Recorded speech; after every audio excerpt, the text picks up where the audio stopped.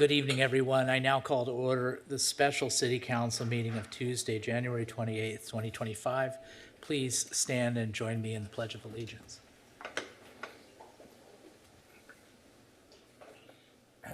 Ready, begin. I pledge allegiance to the flag of the United States of America and to the republic for which it stands, one nation, under God, indivisible, with liberty and justice for all. Okay.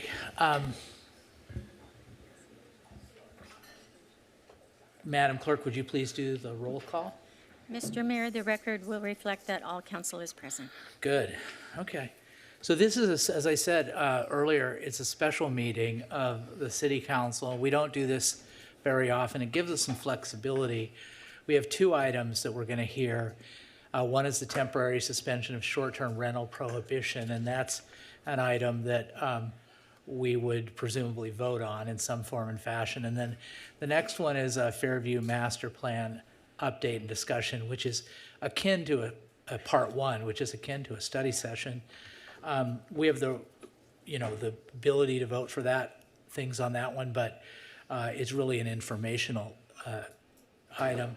But just to be clear, so what we're going to do is call the items, and then everybody will get a chance after the staff report to speak on each item. Everybody will have 3 minutes. There was some question about on the second item, because it's more like a study session where we normally have 2 minutes, whether you'd have 2 or 3. Everybody's going to have 3 minutes to speak. But we're going to go right into the business. So we're not going to have some of the things we have before, which is like general public comment, council comments, all that stuff, presentations. We're going right into the business items. So with that, Madam Clerk, would you please read the first item? Temporary suspension of short-term rental prohibition. Presentation by Ms. Hall Barlow, City Attorney. Ms. Hall Barlow, you've got the floor. Thank you, Mr. Mayor, members of the council. What we have brought before you this afternoon is an item requested by Mayor Stevens relating to the potential for suspending the existing short-term rental prohibition for non-hosted short-term rentals.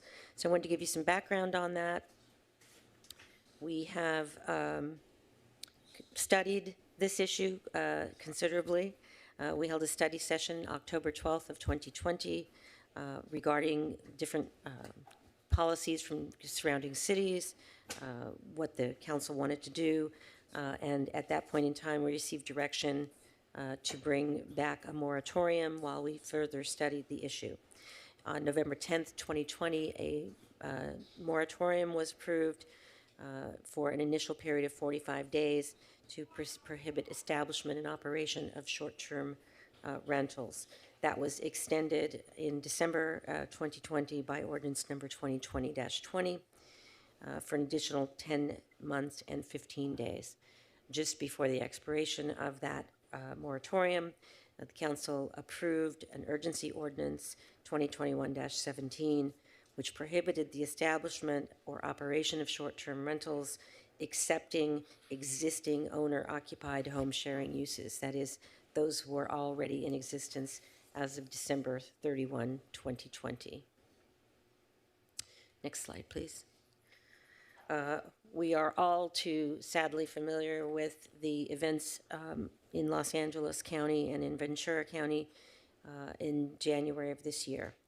The Palisades fire which began on January 7th, has destroyed more than 12,000 structures.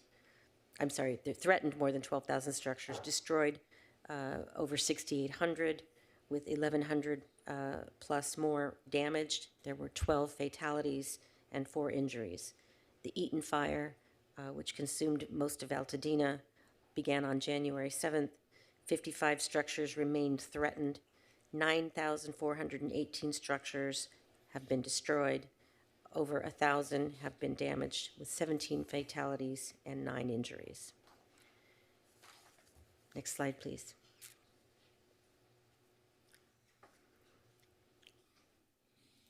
Next slide. Oh, mine's not changing. Oh, never. Okay, well, there it is. So the short-term rentals are rentals of less than 30 days. Once they exceed 30 days, they're considered long-term rentals. Short-term rentals typically are subject to transient occupancy tax, whereas longer-term rentals are not. Short-term rentals can be the entirety of or a portion of a residential unit, except for those that were already in existence and for home sharing only. All STRs are prohibited in Costa Mesa pursuant to the ordinance enacted in 2021. What we have brought before you for consideration, and I know that the mayor is going to want to speak to this, is a resolution that would temporarily lift the prohibition on non-home hosted short-term rentals for a limited period of time to provide additional options for those affected by the firestorms for temporary housing as they deal with the aftermath of these firestorms, which could include, as you know, many months of cleanup, uncertainty with insurance companies, et cetera. So all of those issues are facing the victims of these firestorms, and the mayor thought the council would want to discuss this as a potential assistance to those residents. With that, Mr. Mayor, I'll turn it over to you. Yeah, thanks. So, yeah, I mean, you nailed it very well, City Attorney. I mean, my motivation, transparent motivation in bringing this forward is just to think of ways that the city of Costa Mesa can help our people, our fellow citizens in Los Angeles County get over the fire. I have, modest expectations for the number of people that will take advantage of this. For those that do, though, whether it's 5 or 10 or 15 people, I think it could be something valuable to them. And then, of course, the people that are affected by the fire need long-term solutions as well, not just short-term solutions, but a place where they might land is Costa Mesa. And I think an inclusion is one of our core values. Compassion is one of our core values. And I think it's important to bring this forward. And for that matter, if there's anything that members of the public or the council or the staff wants to bring that can be of comfort to victims of the fire, I would support putting that on our agenda. This is just something that I came up with, so it's not very creative. It's pretty straightforward. We barred these folks right now from coming in, and I think we should lift the bar for LA fire victims. So that's all I have to say. Is it, council, do you have any questions of either me or the city attorney? Councilmember Marr? I think Councilmember Bewley wanted to go first. Yeah, whoever wants to go first is fine. Is my mic on? Yes, it is. It's more of a comment than a question. I'm just curious. I think the thought is well intentioned, but I'm curious. We have an inventory issue, a rental price issue, and I think the problem that the STR prohibition was originally intended to solve was the short-term rentals and people abusing that and the impact it was having on the neighborhoods or whatnot. And my concern is, and I think you touched on it, is that probably a relatively small number of those displaced would actually benefit from a couple night stay or a couple week stay. I think they'd probably be looking for more of a long-term solution to their problem. And if we lift that prohibition, I think it just opens the door for potential abuse and some of the problems that I think the STR prohibition was intended to solve. So I think it's well intentioned, and No. I want us to be good neighbors. But That is more of a comment. Okay. So, yeah, I mean. Still learning my way here. I just want to, but I just want to be clear. I'll frame it as a question. I want this to be limited to fire victims, right? That's it. That would be my intention. So it's not opening it up so that thousands of people can come in, 2 or 3 of which might be fire victims. It would be limited to fire victims. Councilmember Marr. So are you proposing a mechanism to verify whether those folks are fire victims?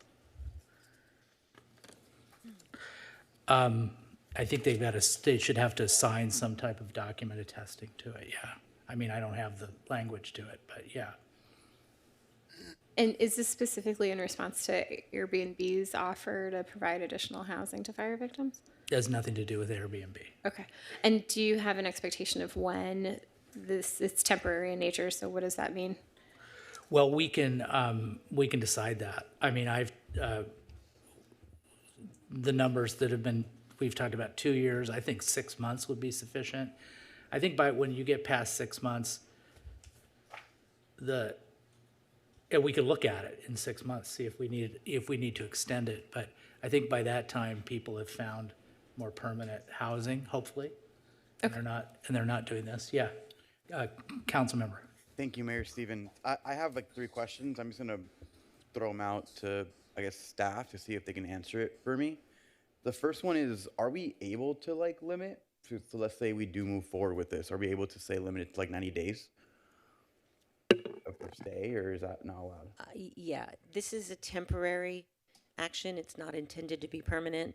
There's language in the resolution that makes that clear, so that it won't provide any vested rights to anyone. So yes, you could establish a fixed time if you wanted to, or it could be brought back for review after whatever time is deemed appropriate. Okay. In that vein, are we also able to like perhaps limit it by zip code? Like, could we say in an ordinance like only certain zip codes are affected by the Palisades, Hearst, and Easton fire could utilize this? If we have those zip codes, we could certainly insert those, sure. That And could then- be a part of a motion, and we could add that. Okay. And then my last question is, and this one's actually more tricky because I'm not sure if we can do this. Are we able to require like a vendor to verify that someone's a victim? We could. We don't have a real mechanism for checking that, though. So since our code system is basically complaint driven, it's not likely that we would know unless and until somebody raised an issue. Okay, so just to summarize, we're able to limit the time period, we're able to limit zip codes potentially, but in terms of like actual enforcement, what you're describing to me is, given the way our city operates complaint-based, unless someone complains to us that an Airbnb is being noisy, for example, we wouldn't really be proactive on it, we'd be more reactive. Correct. Okay. I think those are my questions for now, but thank you. Councilmember Reynolds. Yeah, thank you. I just want to be clear on what the facts are in terms of what is and isn't allowed with our current ordinance. I had to pull that up because I wasn't 100% sure myself. And so if you can, I'm going to read what I think is the current rules, and if you can tell me, if there's any differences. So under the current rules, someone is allowed to do a short-term rental in the home sharing situation. So if I have an extra room in my house, for example, I can do short-term rentals as long as I'm also living on the property. That's correct, although the ordinance was limited to those people who already had an existing home sharing arrangement as of December 2020. Got it, okay. And then I can do, if I have an ADU, or if I wanted to offer my whole home as a rental, I can do that for any periods longer than 30 days. Correct. Okay.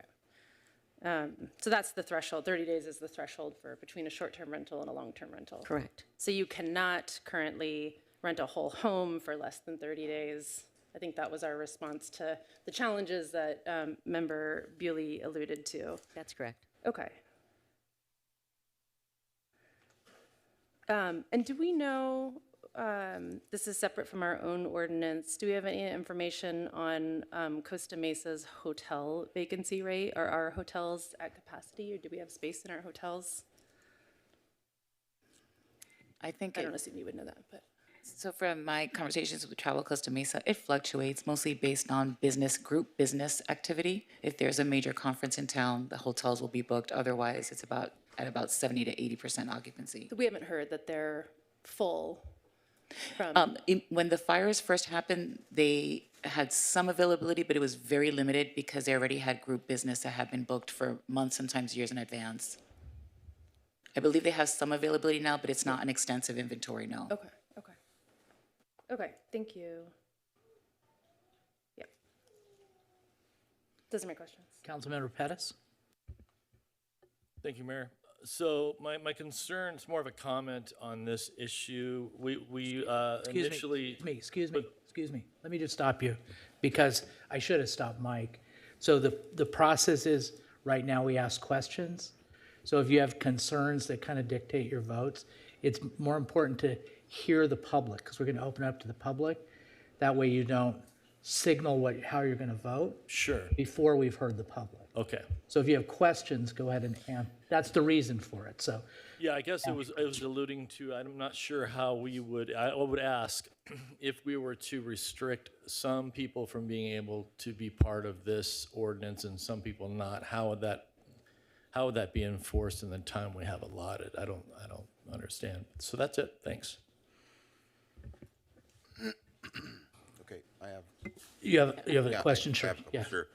So, and this is kind of a general question to staff or whoever. Have we had any organizations in the city of Costa Mesa reach out to the other jurisdictions that have been affected by these fires to see if there are any citizens that indeed are in need of some sort of housing or refuge? To my knowledge, we haven't received any So inquiries. we've received zero.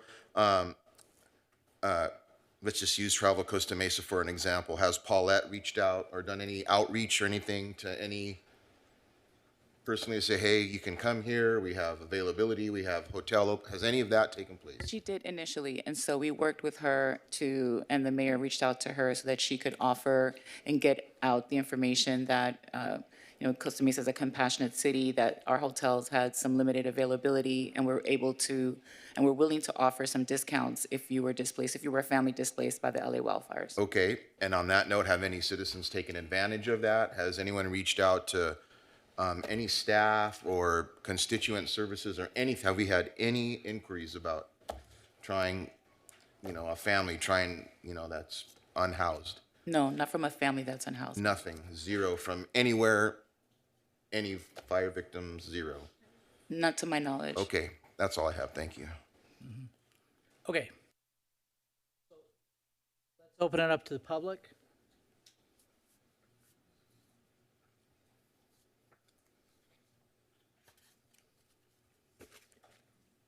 Hold on 1 second, Flo. I gotta fix your mic. There you go, you're on. Flo Martin, resident of Costa Mesa. My neighbor behind me moved to Hawaii in 2020, and his property became a short-term rental. The parties hit full-time. Friday night, Saturday night, Sunday, up to 40, 50 people in that house with the stereo blasting until 2 or 3 in the morning. I would text my neighbor in Hawaii and he would say, call the police. So I started calling the police. And my husband at the time, Joe, and I called the police almost every weekend on the partiers in the house behind us. Eventually, the police got sick and tired of this routine, and code enforcement got involved. Long story short, Councilmember Marr encouraged me, and also Katrina Foley at the time encouraged me to come to City Council. And long story short, the short-term rental ban went into effect. I followed the House on the short-term website that it was using. $250 a night. That's crazyville as far as I'm concerned. I would like to see the short-term rental moratoriums stay in effect. Thank you. Thank you very much. Yes, sir.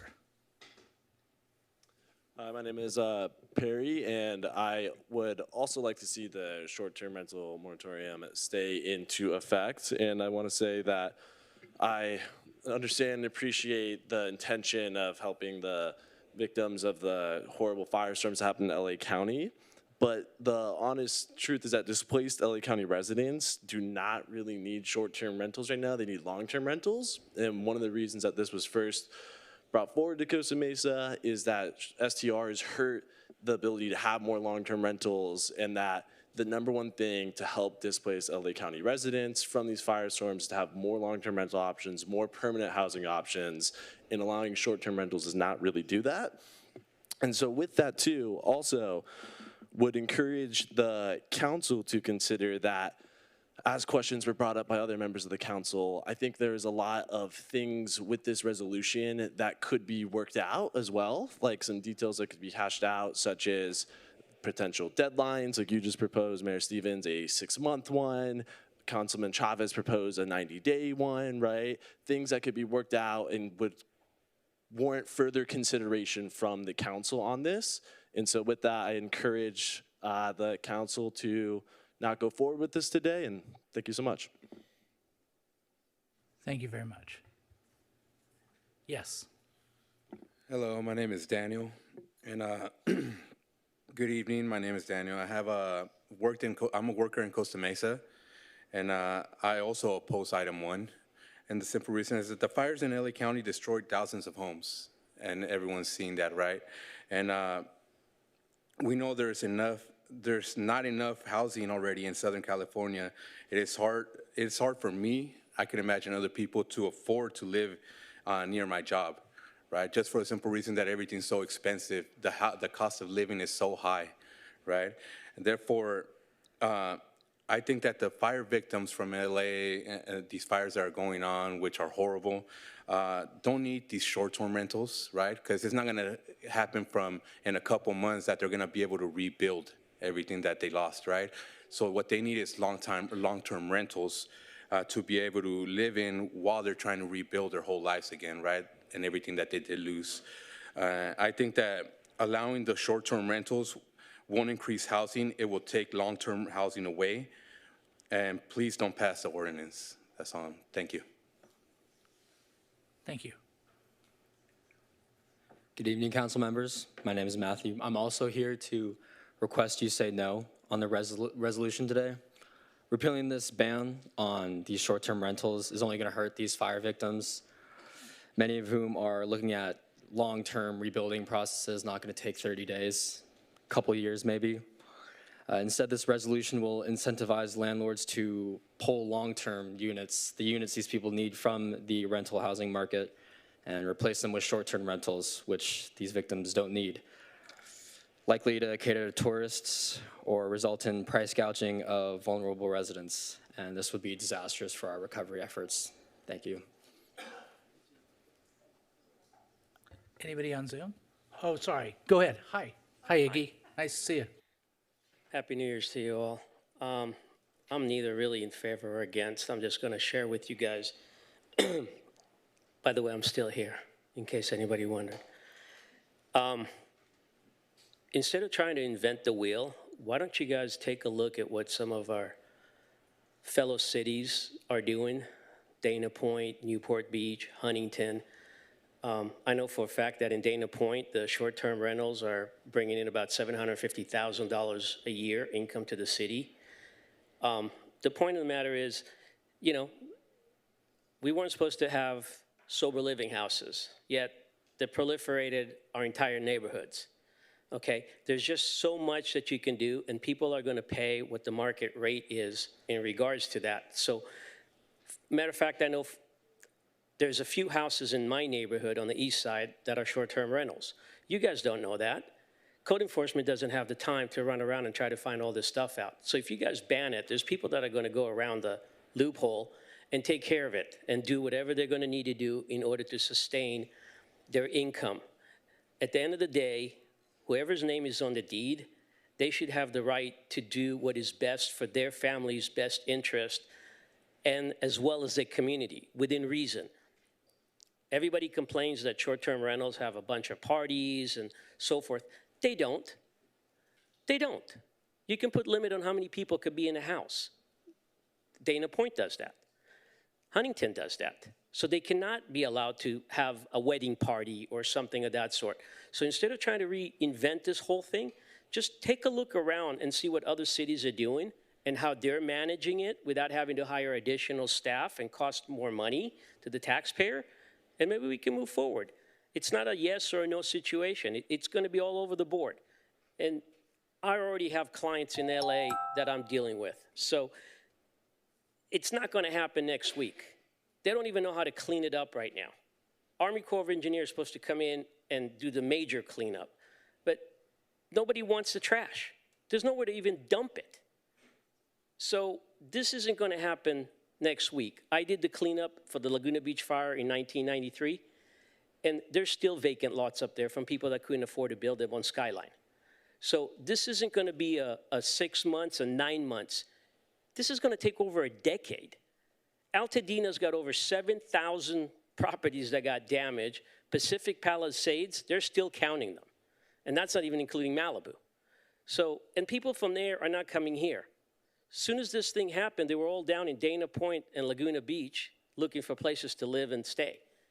So what you're trying to do is going to end up being a long-term thing. So let's do it right this time. Thank you. Appreciate it. Thank you. Yes, Gay. Good evening, Gay Royer. I don't know anything about your short-term whatever. I just came to speak about that many Costa Mesans have taken in people from the fire in their own homes, people they don't even know. So you need to know that. We're all Californians. We're supposed to help each other. So think positively about helping your fellow human beings. Thank you. Thank you. Anybody on Zoom? Yes, phone number ending in 773, please. 773, you have the floor.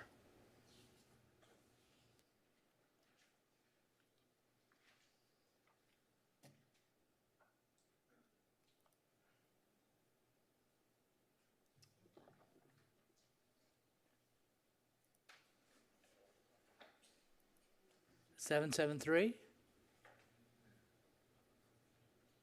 Do we have anybody else on? We're working on it.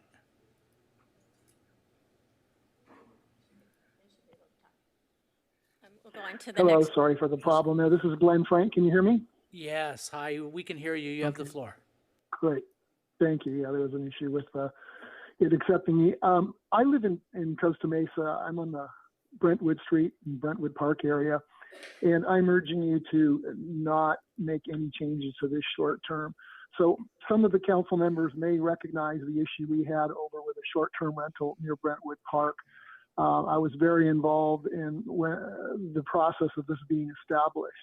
So the person who said that the short-term rentals don't have parties is absolutely wrong.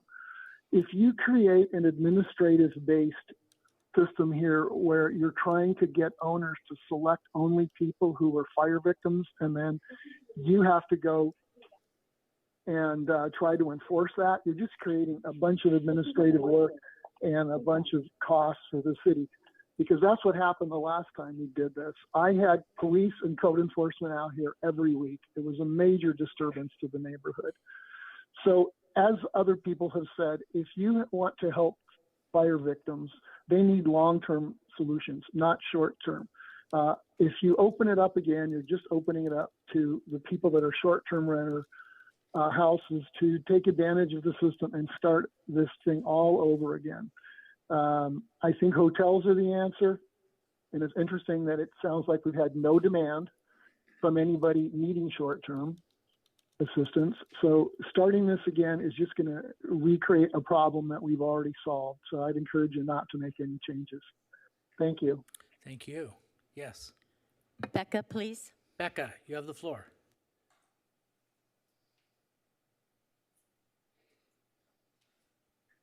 Hi, everyone.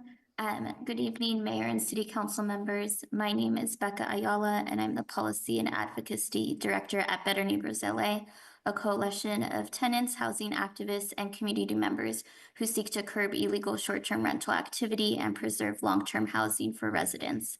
I'm speaking against Item 1, the resolution suspending Costa Mesa's STR regulations. We're concerned that the resolution as written would incentivize landlords and hosts to mass convert long-term units into short-term rentals. Meanwhile, thousands of people displaced by the fires and needing shelter who need long-term rentals for their family to live in might find that housing turned into tourist lodgings. I'd like to urge the city the council to not move forward with the resolution today. However, if you decide to move forward with the resolution, we have several recommendations. First, we ask that you limit rentals to only those in zip codes directly impacted by the fires and place a 90-day time limit on the resolution. We also recommend that you require platforms to verify eligibility of guests and also require platforms to submit a daily report to the City Council regarding the guest eligibility. We believe this will ensure the resolution helps those most in need at this time and gives the council an opportunity to reassess the impact of the resolution in the future. Thank you. Thank you very much. And next speaker is Cynthia. Hi, Cynthia. You have the floor. Good evening, Mayor and City Council members. Cynthia McDonald, Costa Mesa resident. I appreciate the sentiment here. I grew up in that area. It's a big loss for those people, and it's heartbreaking for me to see that. These people have lost a lot. And while I agree that if the city could do anything for them, that is appropriate. However, you know, what we're seeing here is we're seeing no time limit, which means it would impact the people of Costa Mesa for a long time. But we're also seeing, you know, the lack of limitation to just Altadena and Pacific Palisades residents. And then another important thing is, what about price gouging? You know, we've seen price gouging on these poor people already. You need to have some sort of prohibition for that. In terms of how long, yeah, I appreciate, you know, the gentleman that spoke earlier about Laguna Beach.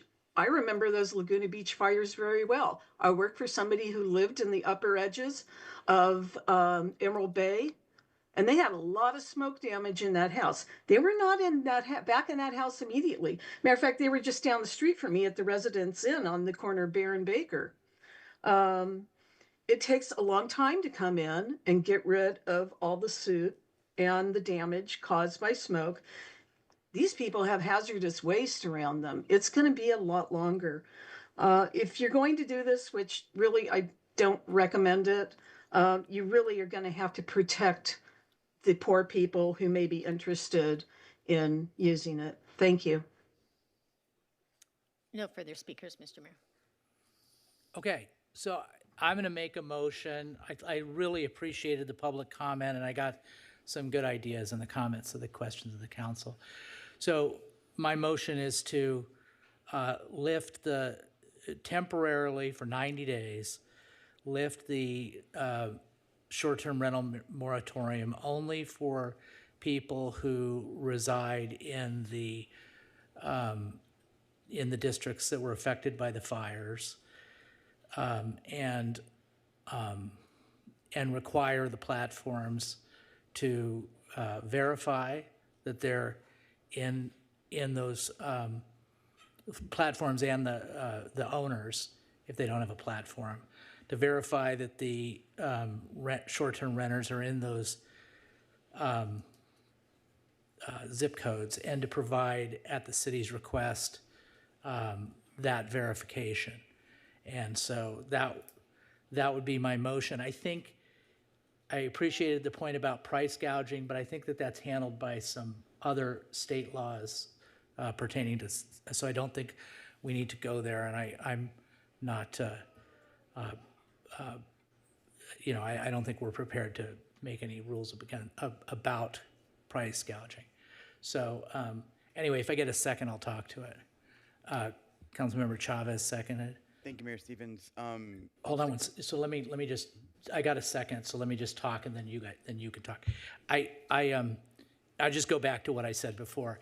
This is not my motion. My intention is to do something, I think, out of, you know, humanitarian heart for people that are hurting right now and need a short-term solution. And I understand that there's a need for a long-term solution, and that's primarily what they need, both to rent and to build. But I think if we bring some folks into Costa Mesa, they would have an opportunity to find those long-term rentals here. I think that the 90 days makes a lot of sense to me, because the people after that are really going to be set up in long-term solutions. So, like I said, it's just my effort to try to convey that Costa Mesa is a welcoming city, trying to help our fellow people in a difficult spot. I look at, make no mistake about it, I advocated for and I support the short-term rental ban. I just think that in this situation, kind of desperate times call for desperate measures. Thank you, Mayor Stevens. I actually seconded for discussion because I wanted to ask one more thing. I think no one questions your intention. I think we all know the terribleness that occurred with the 3 fires. And I'm actually really grateful that you mentioned my suggestions that I thought of a bit today.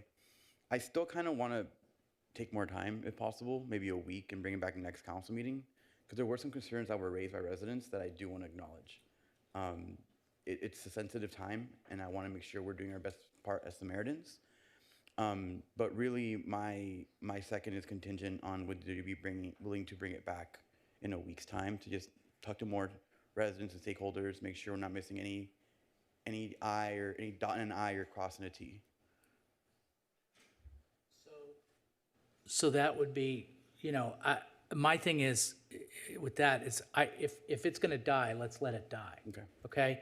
So why don't we treat it this way? Why don't you make a substitute motion? Got it. Substitute motion to continue?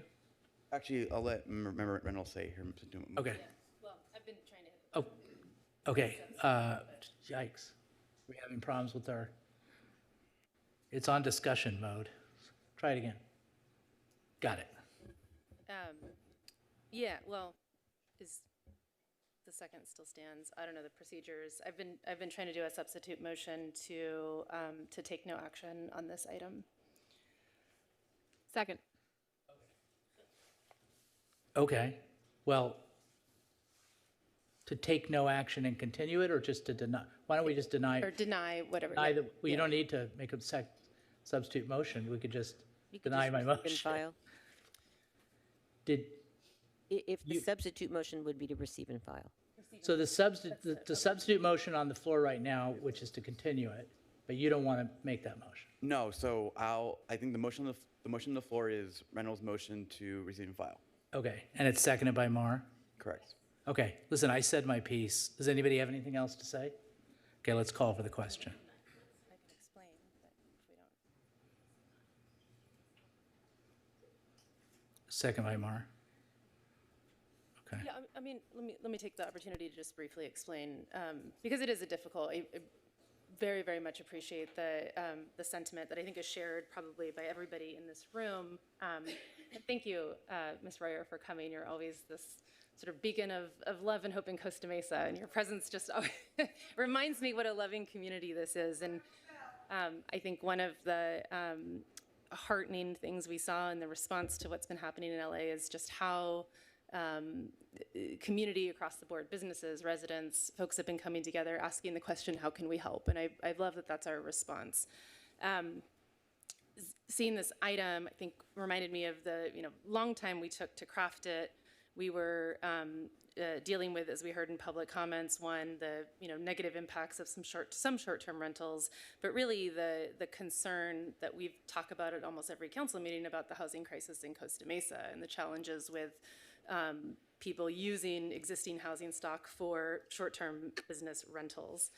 I think it's really important to continue that protection. I think, you mentioned in your comments, Mayor, that it's probably a modest impact, if anything. I think we've got lots of options right now for people looking for housing opportunities. We've got our fantastic hotels who are offering discounts for very short-term stays. We've got options for stays 30 days and more, which I think is really where the need is right now. So, and then we've got Costa Mesa residents who are offering their homes for free, which is totally okay to do no matter what. So there's options for people, staying in hotels. There's options for people staying in the homes of Costa Mesans on a volunteer basis. And then there's options for people to rent ADUs and homes for 30 days plus. I think that's sufficient. I'm also very concerned. I appreciate the idea of trying to creatively craft restrictions, but all of that is additional staff time that I think we need to protect very, very, very much as we move forward on our own housing program. So that's my reason for suggesting no action on this item. Thank you. Oh, council member, did you want to be heard? Just quickly, I mean, yeah, I totally appreciate where you're coming from as well. There was an article some of you might have seen that just came out about how people have been attempting to use Airbnb's voucher system in order to get housing, and it turns out it was probably more marketing than actual. And so, look, there's a lot tied up in short-term rentals in terms of how code enforcement can enforce, in terms of what kind of events have their people can have there, in terms of whether or not they take housing stock away from people actually looking for real long-term rental housing. There's a reason it took us 13 months to go from a study session to an ordinance in 2020 and 2021. And so I just feel like this issue is a lot more complicated than the ability to just kind of lift it temporarily. I still would like us to see us come back with a short-term rental policy that prioritizes enforcement, keeps the pool of homes that we're considering very low and manageable such that we can do enforcement, imposes transient occupancy tax, which is the hotel tax that everyone else who's staying in our city at a hotel has to pay, and can help compensate for the costs that it requires to enforce. Most other cities have a process of fire inspections and code compliance requirements and a permit that you need to pull in order to be a short-term rental. In other places, that's $200 to $600. And so to just sort of not have any rules for some period of time just doesn't seem like the best policy making for me. But that's where I stand. Thank you. Okay, some people are voting, so let's keep voting. Go ahead. Councilmember Bewley, please. This is, okay. Motion carries 5-2 with Councilmembers Pettis and Mayor Stevens voting no. All right, so we just received and filed that. So let's move on to our second item.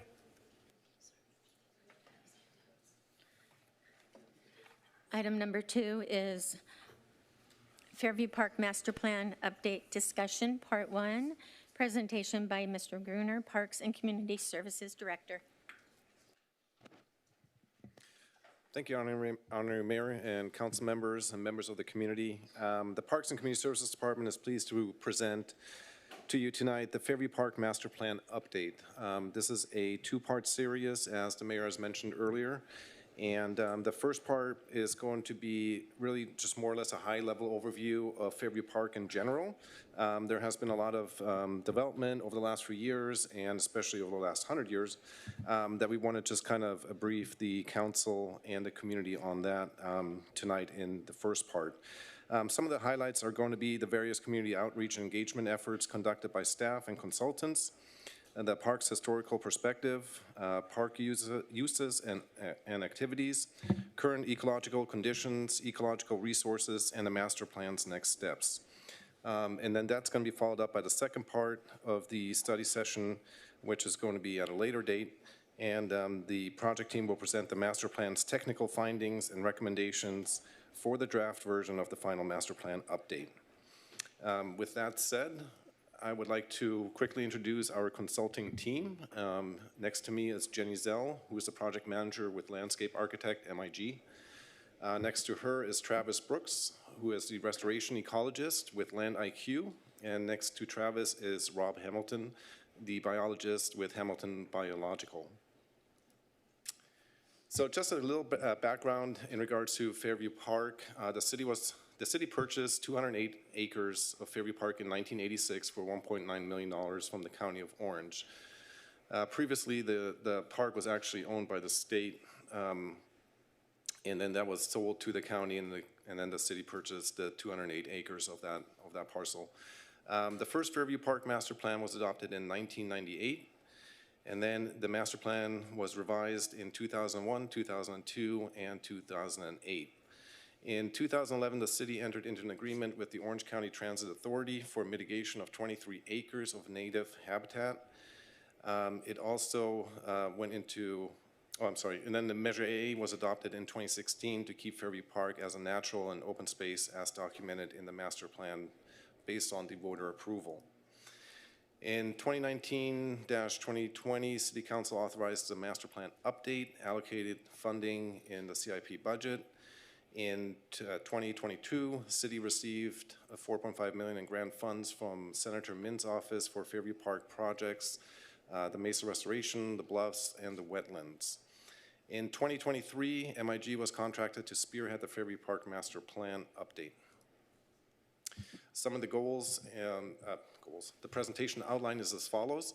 We're going to focus on the goals and objectives of the master plan, a status of the master plan update, community use and activities, historical and ecological and cultural context, existing conditions, vegetation, communities, and wildlife habitats, and then the master plan consideration and next steps.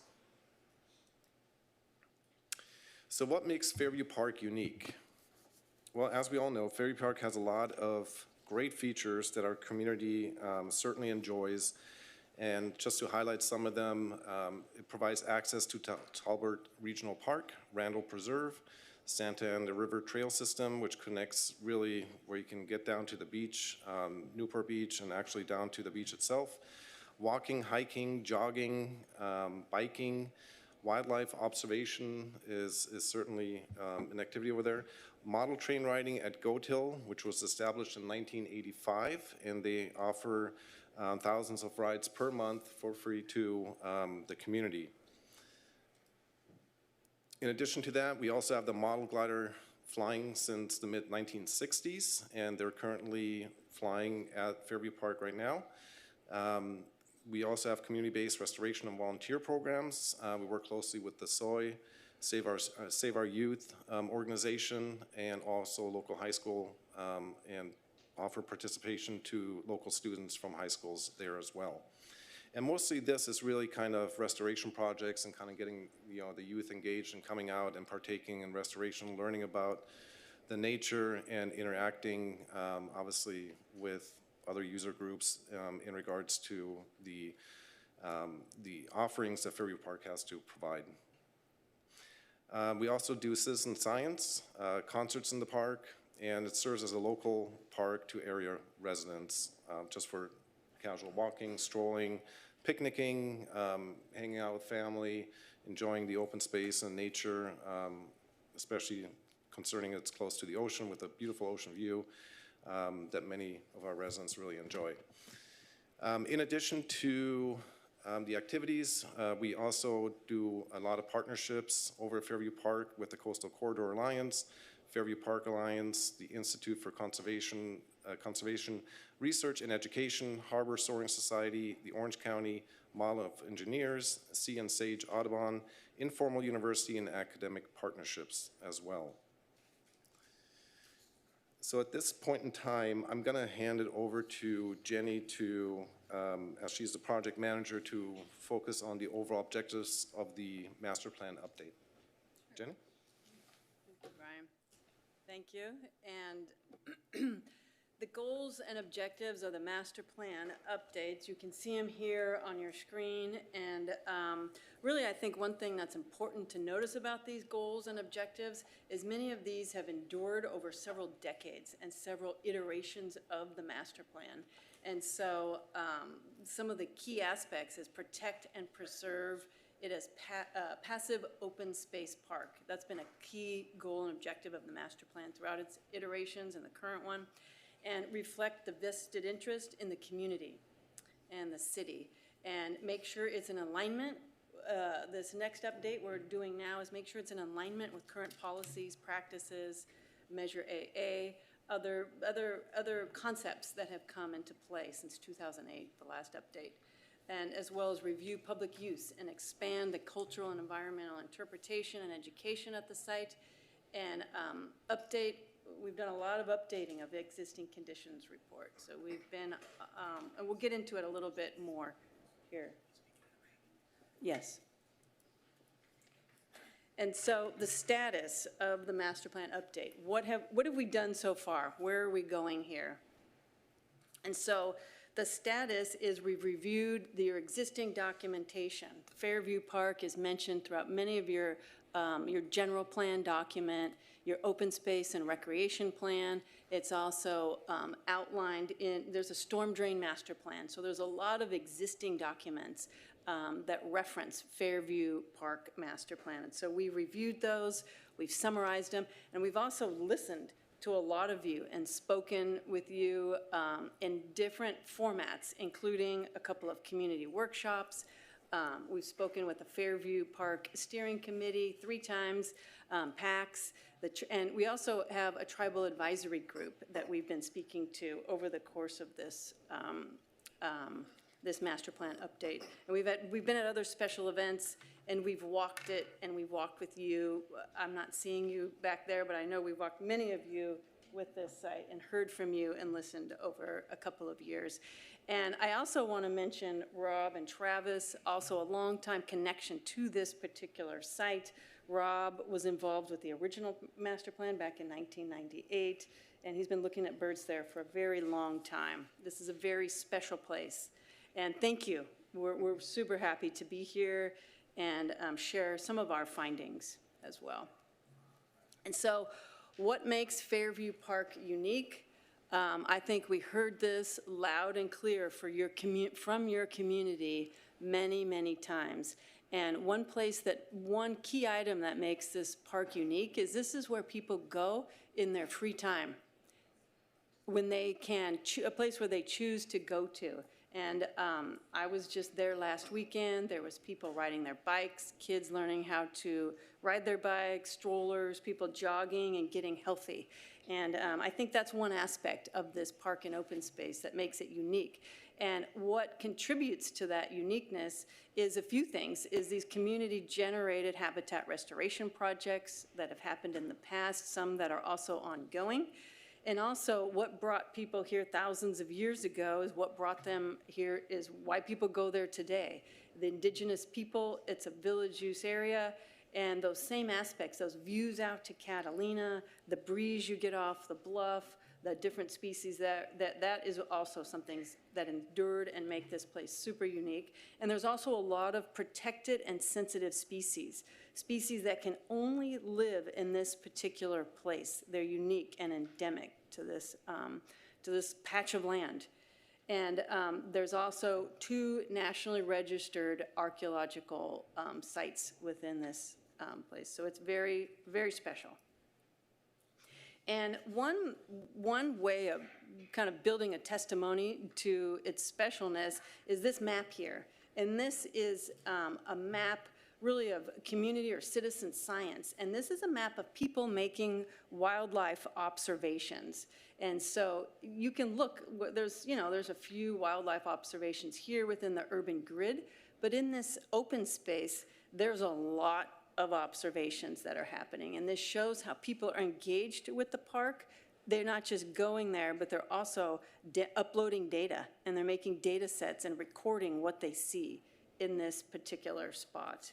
And so that's part of also what makes this unique to the region. And also in this particular place. And Rob and Travis, again, they're going to get into some of their field observations, but their technical scientific aspect, I think, is also what a lot of the citizens are doing. They're making those data points, and they're recording it here, which you see in this particular map. And it demonstrates the community's engagement with this place. And it also begins to show the framework for the master plan and making the argument for an ecological framework and approach to the recommendations that follow in the master plan because of its specialness and uniqueness here. And we have met with your community, with the community many times, and I think this is community meeting number 1, and this happened right after COVID. And we didn't know how many people were going to show up. Thought maybe 20. We got 100. And I think that's just a testament to how much people love this place and are committed to this place over a lot of decades. And we heard your feedback, we recorded it, and that feedback is guiding these master plan And so these are some of the highlights of that engagement that we've had with you all. And we've had, I guess we've had 3 workshops throughout the course of this. We've also met at different parks and commission meetings.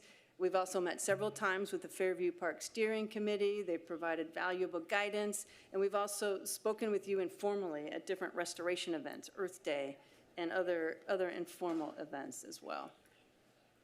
And so there's some themes, definitely, that have emerged, and these are some of those key themes. And one of them we've heard stated in many different ways, which is provide clearly defined trails. Make it intuitive how to use the park. A lot of people go, and they want to do good, but they don't know exactly how to use the park. And that's key, is showing people how to use that park, either fencing or using other materials, fencing biologically sensitive areas. And another thing we've heard is maintain those regional connections. This is a place where people access the Santa Ana River and the Santa Ana River trails and other farther destinations. Fairview Park is within your transportation master plan, a key connector there to those natural open spaces. And even we've also heard about make sure you still provide local connections for people to ride their bike to school through the park itself. I think that's an important theme. And also, of course, as always, regular maintenance of those trails. People want maintenance and maintenance guidelines here. And also provide a hierarchy of trails and use natural materials. Another theme that we've heard over in many different formats is tell people what's there and what's incredible about this place. Show it through signage, informational signage, docent-led tours. Find the way to just to help people learn and know what's there and become curious about those cultural and biological resources that are there. And do it in a couple of languages where possible. And also, we also heard that people want a nice place to sit on the bluff and look out. And shade is important, and seating areas. And also, definitely a desire to improve and modernize the existing signage there. I know it's already happening now. There's a couple of new signs out there talking about the Bernal Pool, Coastal Sage Scrub Community, but to increase that and modernize that existing signage. Yeah, and so Travis, here you go.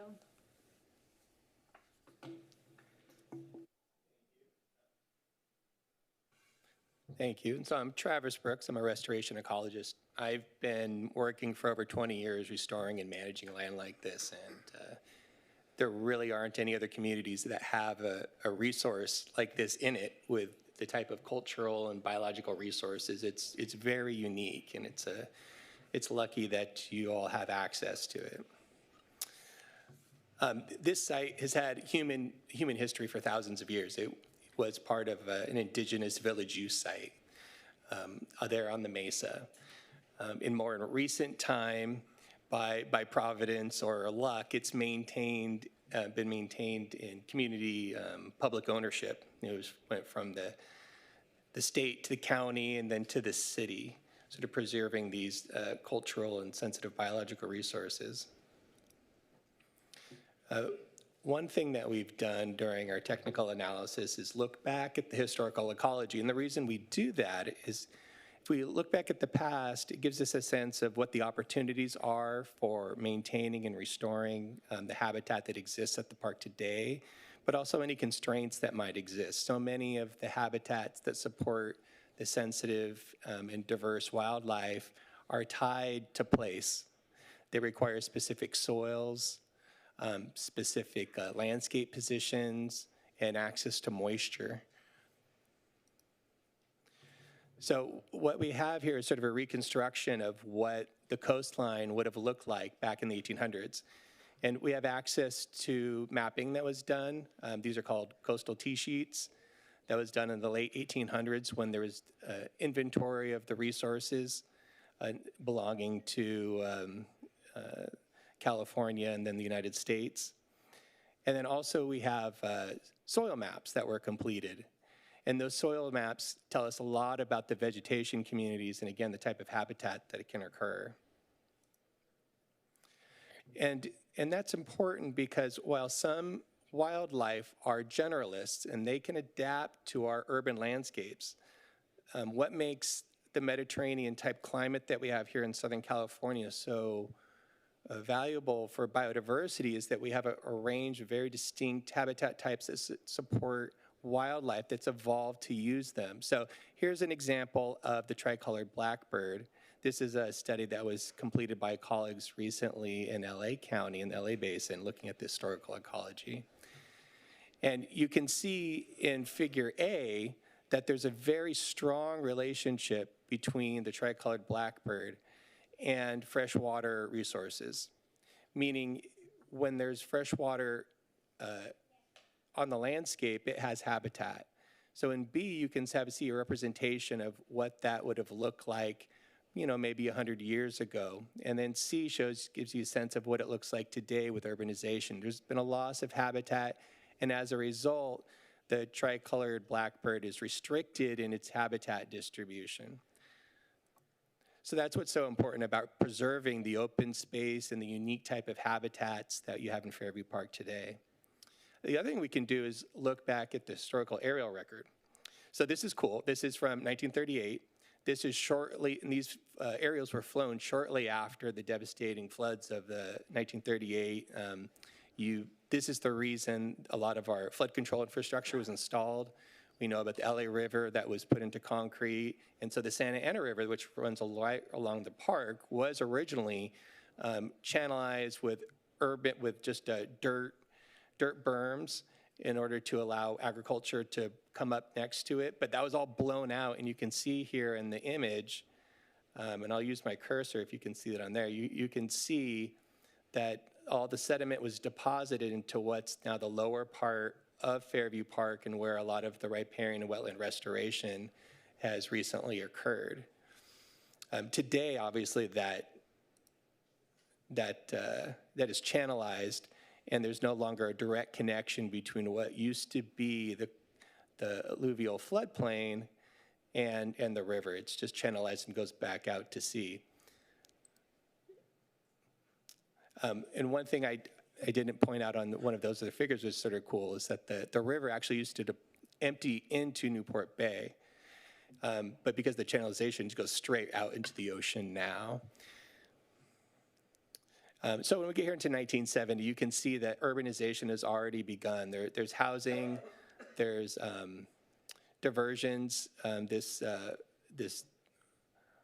irrigation, and not irrigation, this flood control system here is really daylighting water that's collecting on the rest of the city in the flat area known as the Mesa, and sending it out to sea. But we have sort of unique landscapes here that we refer to in the report, and Rob will make mention of. We've got the Mesa, which is the flat area here where most of us recreate, also the location of the vernal pools. And then we have these bluffs, this steep cliff that leads down to that old alluvial plain where the river used to flow and overflood its banks at times and create floodplain terraces. And then we have the lower area as well. So those create unique landscape positions, soils, all of which support different types of habitat. So we get here to 2019, you can see up in the old alluvial plain, we have the floodplain is now restored with a suite of coastal sage scrub vegetation, wetland and riparian habitat. And on the Mesa, we have the preservation of the vernal pool system. And it was mentioned that there are 2 nationally registered cultural sites here, and I mentioned that it was part of an old village use site. It's given a name in some of the literature of Genja. There are different indigenous communities today that have a relationship with this site. It's also a biodiversity hotspot. There are many, many plants and animals that occur here, and that is is not because it has open space, but because it has the diversity of habitat types or vegetation communities that provide a home for all of these different species. And then some of these are so special or have been impacted by urbanization that people have gone to the effort of putting them under some sort of conservation status, either at the state or the federal level. So we also have protected species by law. So I mentioned the vernal pools. The vernal pools is the one habitat that I don't think anybody else in Orange County can really boast as having in their community. The largest vernal pool there you see in blue is considered the largest vernal pool west of the Mississippi. I mean, that's how unique and special it is. Now, the rest of the flat areas of Costa Mesa and Newport Mesa, historically, these would have occurred here and there all throughout the areas where the right soil conditions occurred. Today, they're all built over, in large part because it's easier to build in the flattest places, right? But luckily, again, because of the history of the site of being under state, county, and now city ownership, it's been preserved in open space, and these vernal pools are here for the community today and into the future.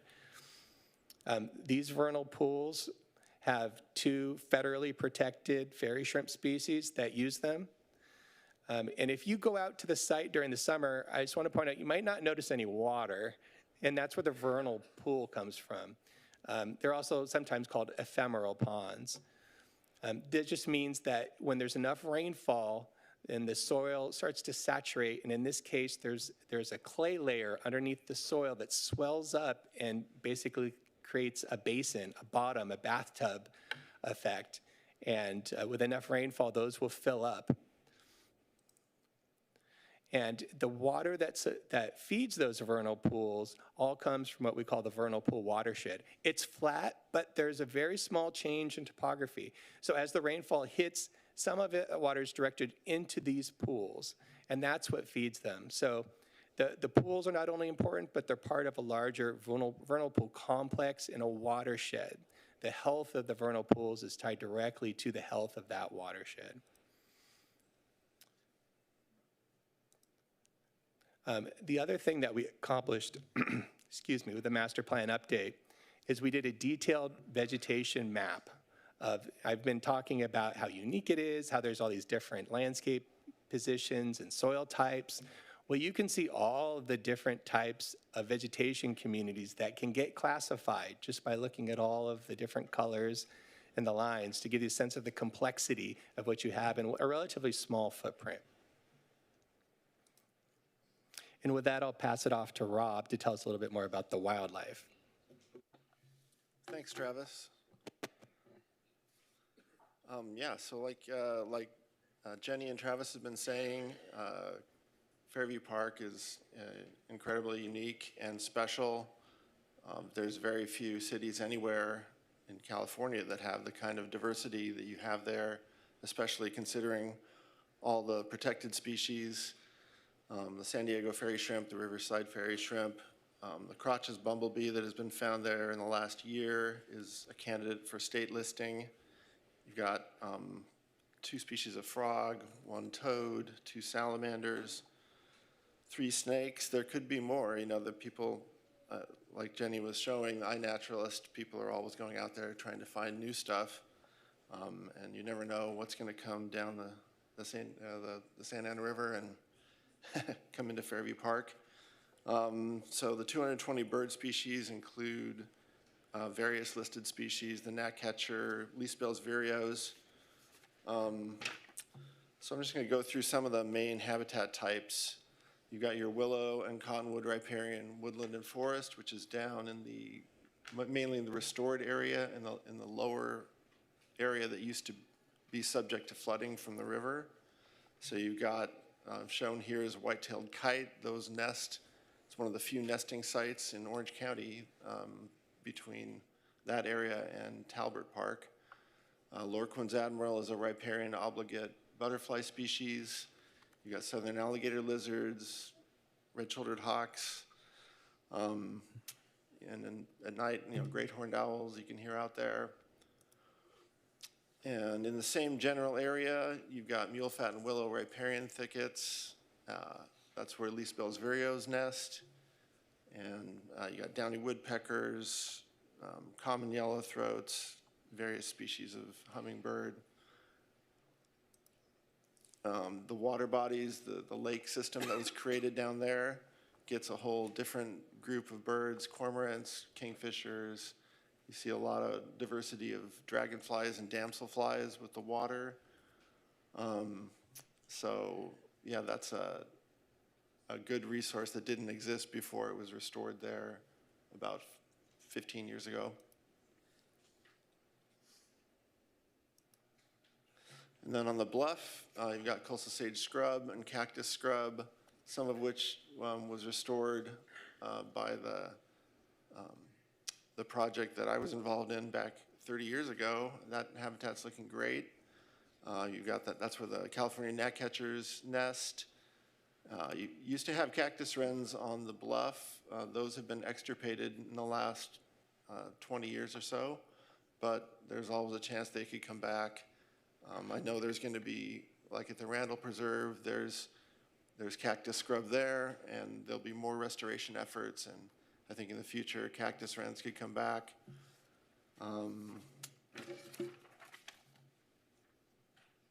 Yeah, there's towhees, orange-crowned warblers, all different kinds of stuff. Even rattlesnakes are still found in that habitat. And then up on the mesa, the non-native grasslands and mustard fields, there's a whole bunch of different species that use that. The northern harrier shown there, it's one of the best places to see that species in Orange County. There's burrowing owls regularly in the winter, and that's another species that was recently elevated to candidate for listing by the state. Western kingbirds, you see blue grosbeaks out there, lazuli buntings, red-winged blackbirds, so another very important habitat. And then, of course, the vernal pools that Travis was talking about, incredibly unique, especially for Orange County, and that's where we get our endangered fairy shrimp and so several endangered or special status plant species. And as Travis was saying, if you go out there most of the year, it really doesn't look like much. If we get a little more rain, it'll fill up and it'll be habitat for ducks, white-faced ibises. You know, I've seen over 100 white-faced ibises there at one time, just in the big pool. All kinds of shorebirds. Swallows come down and forage over the water. So it's a really special resource that it's great that it's been preserved and restored. And yeah, also as Travis was saying, there have been a number of restoration efforts over the years, some of which have been undertaken voluntarily, other ones which have been committed to.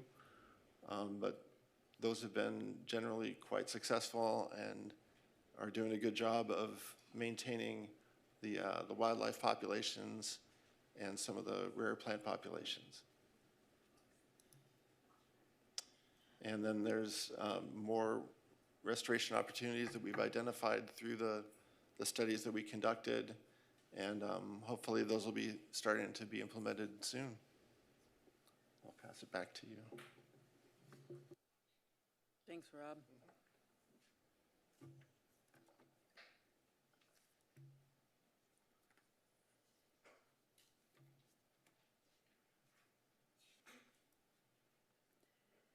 So that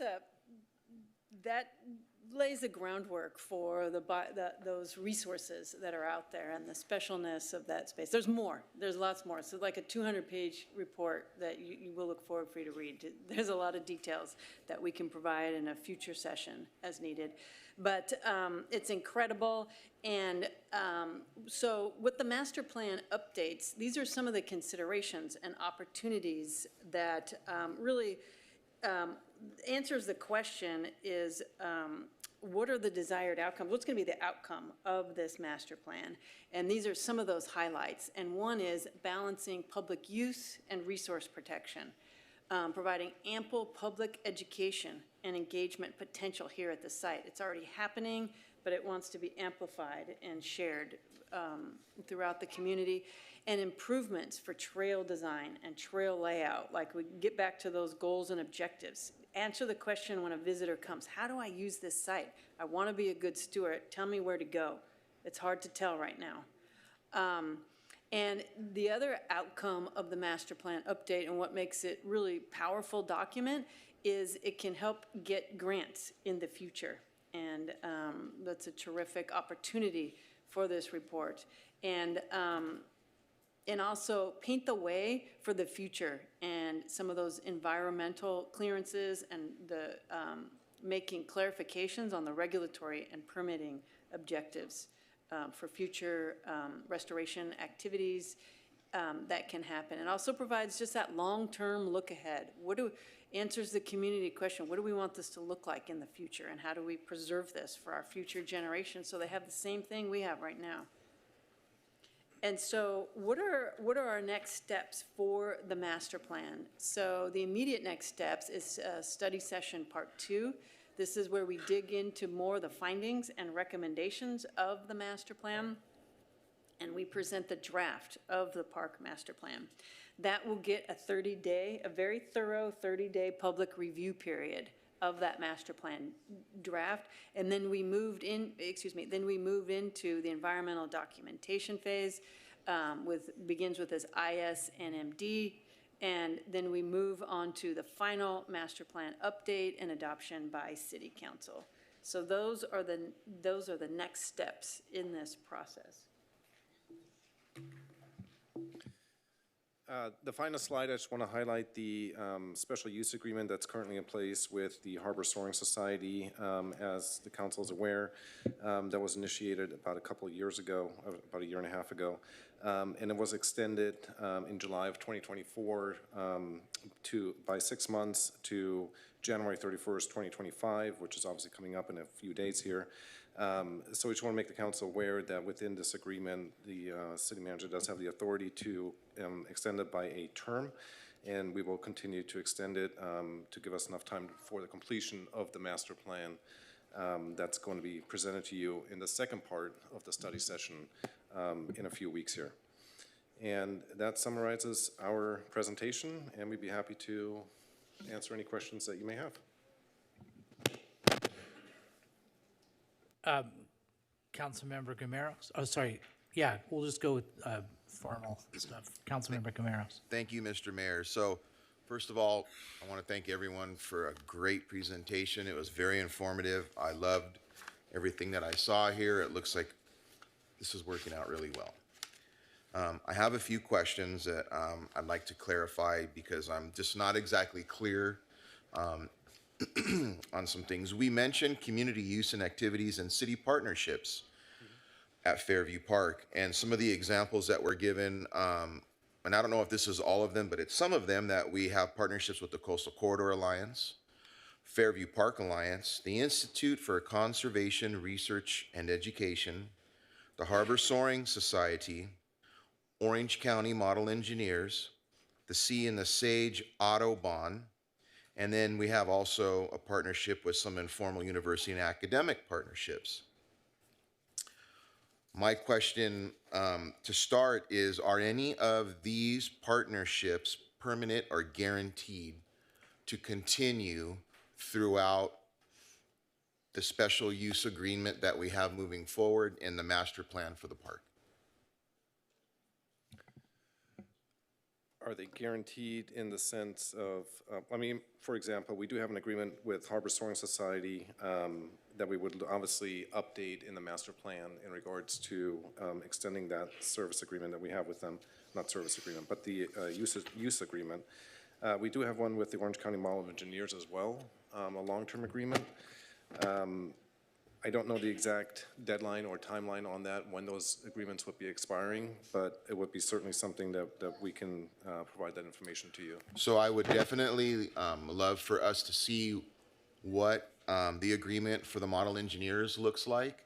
And I would like to see would it be possible to create language that would model, no pun intended, model what the model engineers have for the Soaring Society, but not just for them, But for the rest of the community use partnerships that we have, I look at the park as a community asset, and included with that community asset, we have the model engineers. They've been great partners with the city. I would also say that the Harbor Soaring Society has been a great partner with the city as well. And I would like to see some harmonization between these two organizations, that we can create a long-term integral part of the community to have harmonious, accessible community asset that works together to include these partnerships, because I don't want to have to revisit what the existence of one certain organization is going to be when we already know that they work well together, we're happy with them there, and we can all work like in harmony. So if we could create some language or look at that, I would love to see what that could look like and what would be possible with that. Yeah. And that's all I have. Thank you. Thank you. So I'm going to jump in with just a couple of really quick questions. So I was interested in the slide pertaining to the wildlife observations. And how does one record a wildlife observation? So can you you held your phone up, so I know it has something to do with the cell phone. That's all I know now. So can you give me some more details about it? Because like if I'm on the golf course, I see a lot of stuff all the time.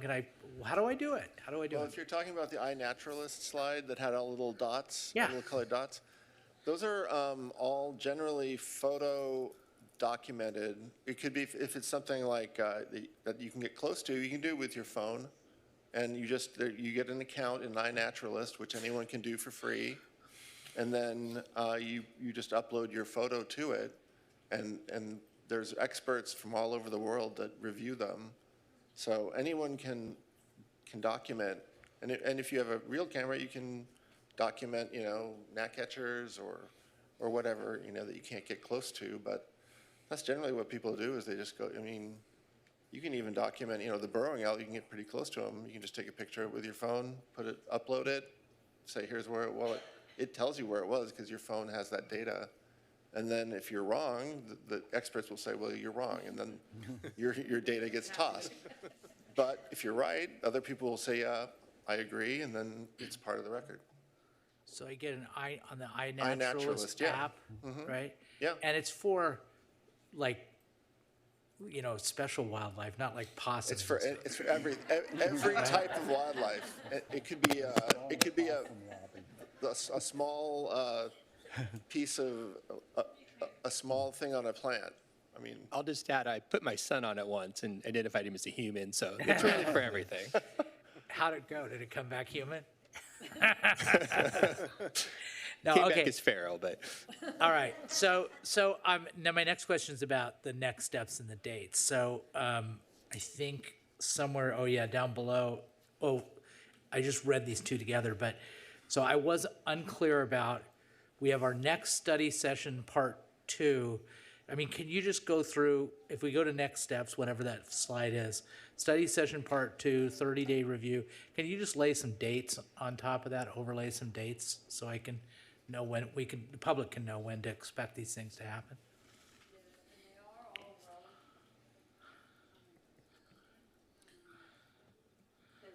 They are all relative to one another.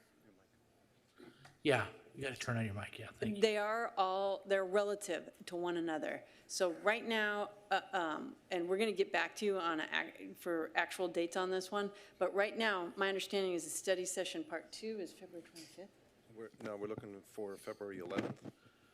Oh, study session part 2 is February 11th. Just to clarify, Brian, will we have the information on I know we're waiting for something related to We are waiting on a few documents, yes. Bumblebee.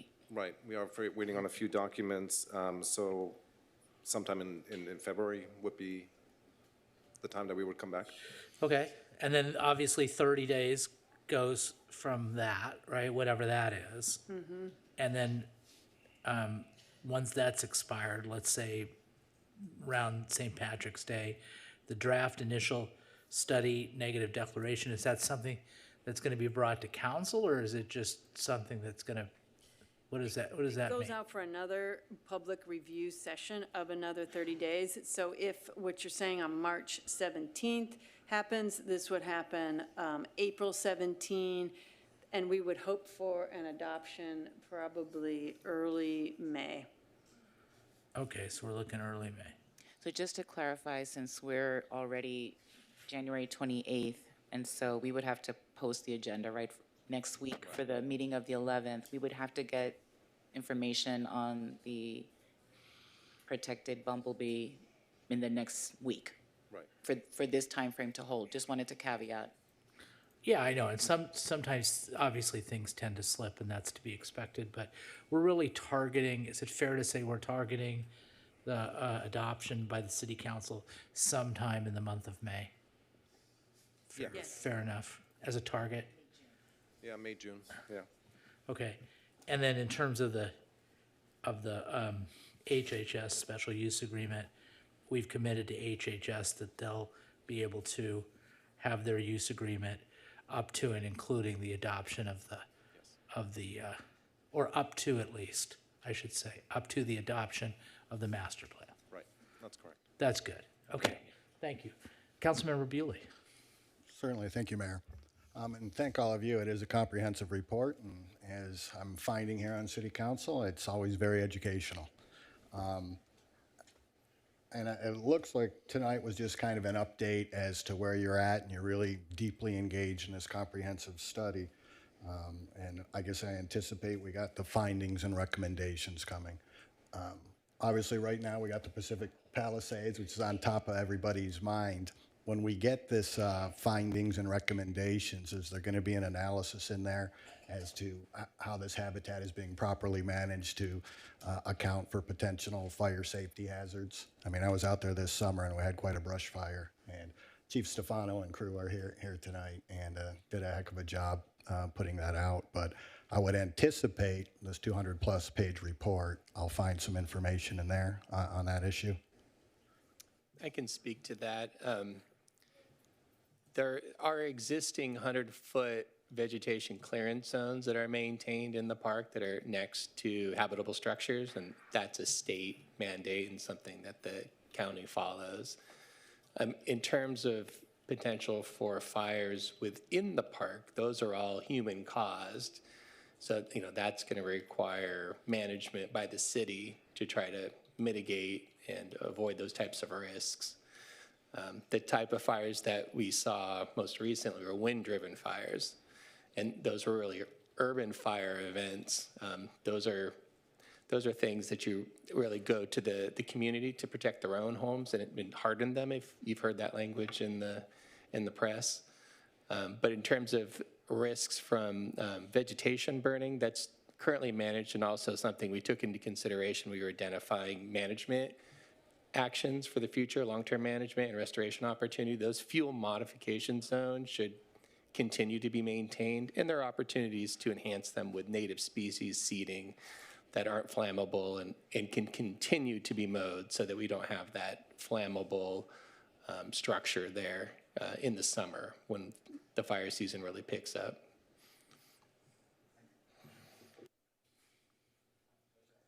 Councilmember Reynolds. Yeah, thank you.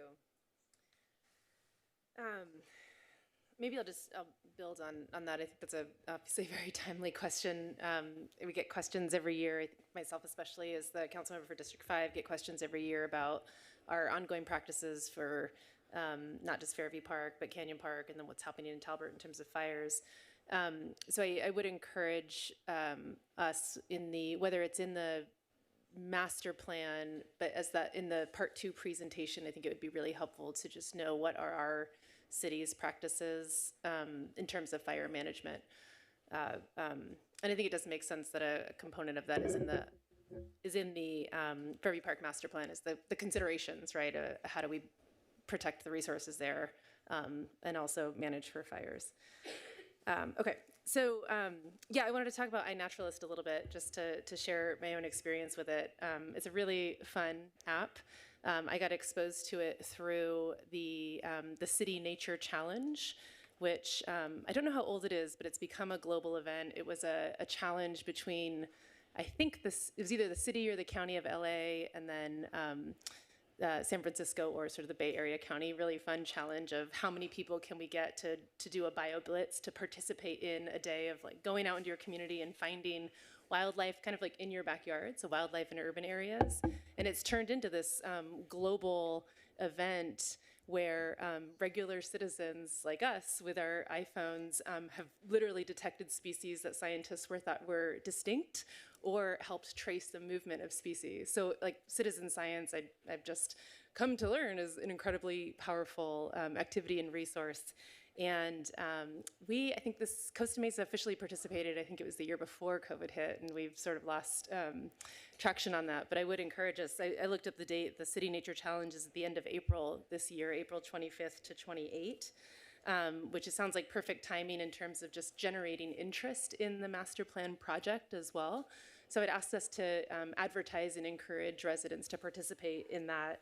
I think it's a really fun way to just encourage people to get out in the park and explore, and then potentially discover something new about the park. Councilmember Reynolds. Yeah. Can I give you my iNaturalist story while we're at it? Sure. So I walked through Tewinkle, as I do every morning at like 6:20 a.m. And I took a picture of every duck I saw, wrote duck. And then the iNaturalist biologist came back. Told you what type of duck? Told me what type of duck it was. So if anyone wants to know how many different kinds of duck we have in Tewinkle, it's a lot. There you go. And you can record sounds too, which is really, really neat. So just wanted to share my excitement on that.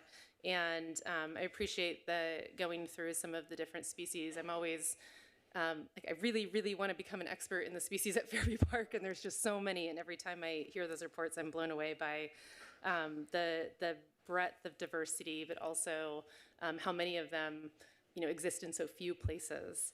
Speaking of, I want to learn a new word tonight: cactus wren, locally extirpated. What does that mean? It means that I used to be able to go there and see them on the bluff, 30, 40 years ago, but over time they've blinked out. So there's still cactus wrens in Orange County. There's still cactus wrens like in Irvine, but they're considered extirpated. So they're not at Fairview Park anymore. Their numbers got too low, and then finally they're not there anymore. But they could come back. They have wings, they could fly there. Yeah, so that was my follow-up question. So, darn, I was hoping it was the opposite, that they exist at Fairview Park and not that I hope that not in other places. No. But so we've lost them at Fairview Park, and then, but you said, so what would it take? As an example, I assume this is one of the analyses in terms of habitat restoration. Yeah, you have to have the right kind of cactus scrub, that's healthy enough to support them, that they can get what they need in terms of insects that they need. And then, for example, at Upper Newport Bay, they had not been there in a long time, and there was a project in Irvine that took out a bunch of cactus, and they translocated the cactus wrens from there to Upper Newport Bay. That was about 2006. And I don't know if they're still there, but they were there for at least, are they still there? Yeah. So they persisted. And so, that's another thing that's possible. You could translocate some back if you had the proper habitat. Yeah, okay, that's helpful to hear. Lastly, I'd like to hear a little bit more about the Tribal Advisory Group. I know it's easy to get swept up by the amazing wildlife at Fairview Park, but the cultural history is also pretty incredible, 1500s. Or BC. Yeah, so can you talk about, I just feel like that gets sometimes overshadowed a little bit, how unique a resource that is. And I really appreciated when we approved the contract for this project that there was this provision for a tribal advisory group. If you can just talk a little bit about sort of what that is in the process. And then when we get recommendations as part of this process, will we see specific recommendations that came from the Tribal Advisory Group? Absolutely. And there are some things that are confidential that aren't shared, but there's I want to say 38. The confidential stuff, that's for protection of the cultural resources, right? I Yes. just want to make sure, so Yes, people and don't go and start digging. Understood. And we've been meeting with the Tribal Advisory Group. It's been fantastic. We've had several meetings. We've met on site. We've met through Zoom. We've also done the tribal consultation letters. City staff has been in conversation with many different members, and they express, again, the specialness of this site. And when they talk about sensitivity, this is the most sensitive cultural resource that it gets for this community. And I have to be careful kind of how I phrase and what I share, but it's just extremely sensitive of the history, and what's slightly underneath the surface is their museum, basically. Those cultures, museums are stored under there of records of human activity. That's a piece of it, and it's sacred. It's a sacred place for this community, and part of this outreach in the Tribal Advisory Group is how to build that connection back. What are these groups, what can they do? What will the city allow them to do on this site, and how can they reconnect and come back to this site that's very sacred to them? And there are more specifics. Maybe we could prepare of exactly what we can say for the next time, and we can share that out in the technical report. But we have cultural resources, we have tribal cultural resources, we have paleontological resources. That's crazy, bones, I mean, animals that didn't exist. Those are here, and those records have been found and are included, as well as archaeological records. So there's a lot of records that we have in those technical documents. I forgot about that. Yeah, I would really appreciate as much as you're able to share the specific recommendations from the Tribal Advisory Group in the context of those as much as you're able. We'll bring that to 2. Thank you.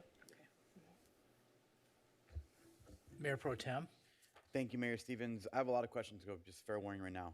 I really want to kind of tackle kind of 3 big, broad sections. One is kind of like ecological damage to Fairview historically.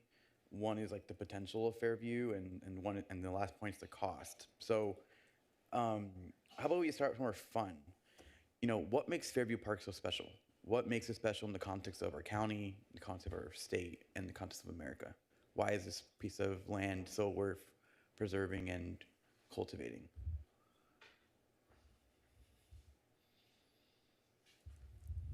Obviously, that was the topic of a lot of our slides, but just to reiterate that point, let's focus on the vernal pools.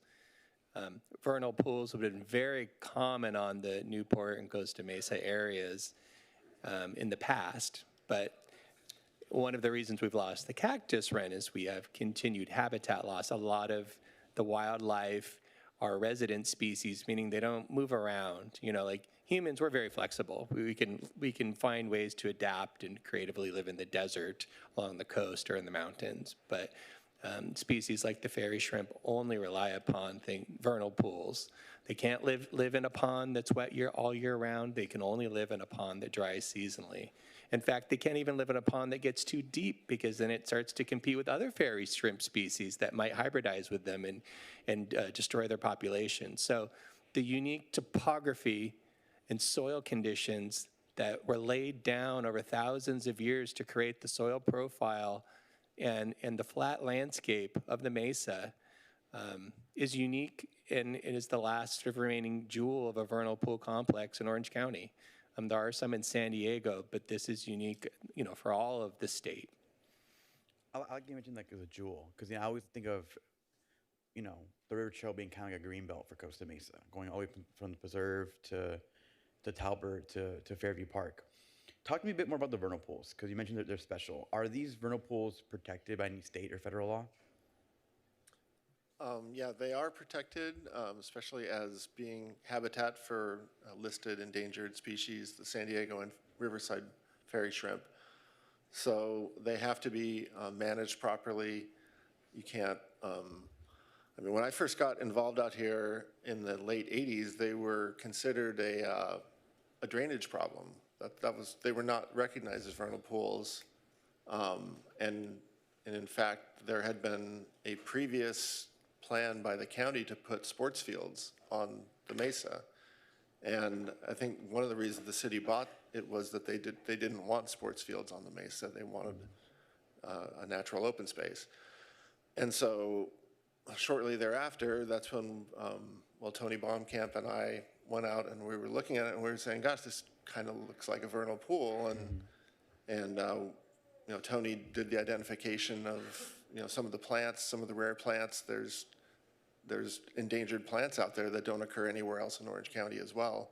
So, they need to be specially managed and maintained. Thank you for that history, because again, I think sometimes it's hard to remember the history of this property. And just to reiterate, is it protected federally or state law? Which is it that protects it? I think it's both, but they're federally listed, the fairy shrimp.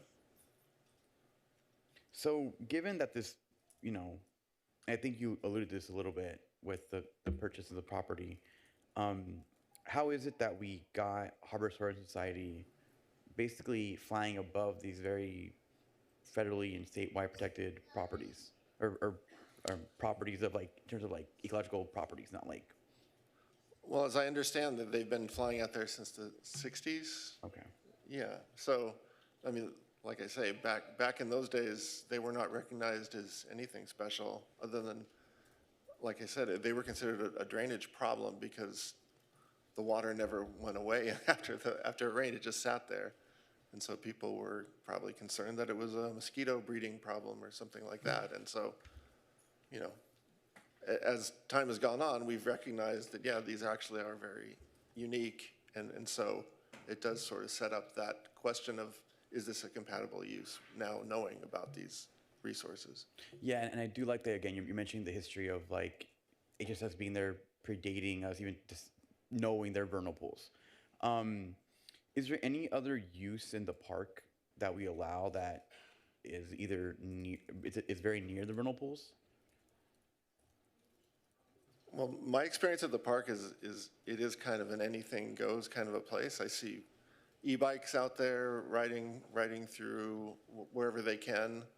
I mean, there's the remote control cars people use. I mean, I think it's kind of a free-for-all right now. So I don't think I've ever seen anyone stopped from doing anything they wanted to do out there when I've been out there. Thank you for that.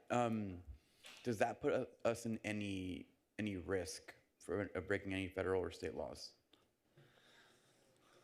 It's possible. I mean, it really comes down to enforcement. Okay. I'm actually pretty fond of HSS. I think they do a lot of good in the community. Is there any way for us to perhaps do ordinance or some kind of manner, say they're allowed to fly in Fairview, but maybe perhaps in their current location, but still mandate and require that they could have a place in the park? I mean, ultimately, that's a management decision for the city to make. We can speak to the technical nature of the resource, but ultimately, the city needs to make those type of decisions. I don't think we can answer that question. We've sort of determined that the maintenance of the fly field isn't directly compatible with the protection of the vernal pool watershed for a number of reasons, because it can degrade water quality. The vernal pool relies upon good water quality. Also, as it's being discussed right now, the Crotch's bumblebee, which is a candidate species for protection under the California Endangered Species Act, occurs in the park, which means it flies around and uses floral resources. It nectars, it uses pollen, and a lot of the plants that it uses are also very abundant on the mesa. And so that creates a challenge for the city for how do you maintain a fly field and at the same time avoid impacts to a protected species and its habitat. Got it. Thank you for that answer. I know I'm bringing up sensitive topics. I want to get things out in the open because this is the first of 2 study sessions. And again, I want to reiterate that my preference would be that we find a place for HSS in the park, if not here, somewhere else. I also want to now pivot a little bit towards something that wasn't really mentioned, but I've heard a little bit about. I've heard that at some point Fairview Park was a dumping ground and that a lot of the soil in the mesa is not native. Is this true? Yes. Short answer, yes. And I had pictures actually this weekend. I think the question is, what is artificial fill? And if you walk around the Mesa, you're going to see piles, and you're going to see construction debris. You're going to see pieces of broken concrete. You're going to see pieces of asphalt, all integrated into that soil profile. And so that answer is yes. Okay. Short version. I just want to add a little context to that. I mean, the material wasn't placed with malice. I mean, at the time that it was placed, there was an intent to develop this into an active use park, and they knew that there were culturally sensitive resources there. The archaeological sites had already been found as early as the 20s. And so the intent was to cap them, which is common practice.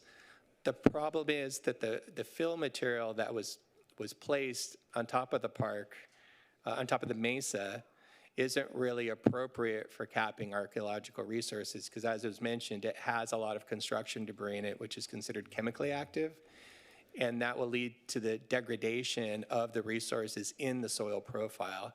Also, it's obviously, as we know now, incompatible with maintenance of the vernal pool. You know, with climate change and trying to have a resilient park, we need to be able to manage and have a larger watershed for that vernal pool so that we can make sure it continues to fill into the future, even with these uncertain rainfalls. Okay. I can just add that I remember when the fill was put in the late 80s, because I was birding out there a fair amount that time, and it was done rather quickly and with not much environmental review. I think it was a negative declaration where they just had a very brief biological report that did not talk about the vernal pool or anything. And it was seen that, well, we have access to this fill from some construction project, and that would be a great way that we could just get it capped quickly, and that would solve two problems. And so it was really a case of kind of doing something very quickly without a lot of review and not a lot of understanding what resources they were affecting at the time. Yeah, and it seems like, if I'm wrong, correct me, it seems like a lot of what you're describing is kind of an evolution of us learning to appreciate the park and learning to understand how things we do impact it. I want to pivot a little bit towards potential. Really, two questions in this part for me. One is, what's the biggest ecological challenge we face with conservation in Fairview Park? Sorry, very broad question, I know.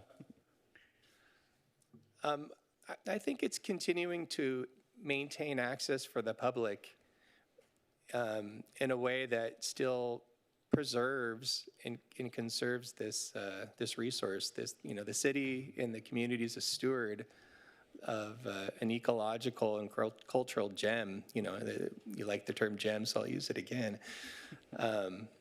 And so it's relatively simple, but it's extremely powerful. Two of the main themes of the master plan update are to continue to delineate trail usage so that the people stay in places that are appropriate, but still have access to move around the park and enjoy it, but keep them away from having unintended impacts. And then second is education, because with iNaturalist and community science and education, the more that the community learns and passes on to the next generation about all of the resources and all of the opportunities at the park, the more likely we'll be able to make good decisions and protect what's there so that the next generation has something to enjoy as well. Yeah, thank you for that. I was going to ask biggest opportunity, but I think you kind of broke it down with those two big tenets. I'll go to the last question, which is about cost. How much would it cost us to fully actualize this Fairview master plan? That's something city staff has been analyzing. I know there are projects that they've already begun to we've already identified restoration opportunities, and some of those are already being discussed about implementing. It's hard to come up with numbers. Some of these things, like the removal of the fill that's inappropriate as a cap and is also creating problems with the vernal pool and also a source of invasive plants, that needs its own study, because removing that material is going to be costly. So I think it would be appropriate in that, just as that example, for the city to commence a study just to figure out what it's going to take to remove it in a way that's environmentally sound, and also to get the fine grading engineered to maintain the continuity of the vernal pool watershed and to protect the cultural resources. So it's hard to put a number on something like that, but it's significant. But there are grant opportunities with the amount of information you have about the resources you have at the park. I mean, there's lots of good reasons to invest in protecting them, and hopefully there are state and federal funds in addition to local funds to be able to do that type of work. Thank you. My last question was going to be, can we leverage the plan for federal and state funds? And you just said that. So thank you for indulging me on these questions. And yeah, I go to my council peers. All right. Councilmember, I'm sorry. Can I just do one quick follow-up? Yeah, of course. Go ahead. Yeah, related that, the last few questions reminded me of one other I had. And I can't remember if this is in scope or not. It probably isn't, but I'd love for you to tell me if it is, or maybe speculate a little bit based on your experience. So, one of the events that's exciting at Fairview Park is when the kites are born and they're learning how to fly and learning how to hunt, and we see these bird watchers with huge lenses, and yeah, I guess I'm wondering about given the wildlife species we have, the rareness of the vernal pool complexes, the special, archaeological histories was mentioned here, the tribal history. I think it was noted it was a sacred site. My understanding, it's one of, I think there's 2 distinct sacred sites, and they're 2 of the only 4 in Orange County. I mean, very, very, very special. What is the capacity, or thinking about this as a sort of like an ecotourism site, right? We have a lot of really special and unique things in Costa Mesa.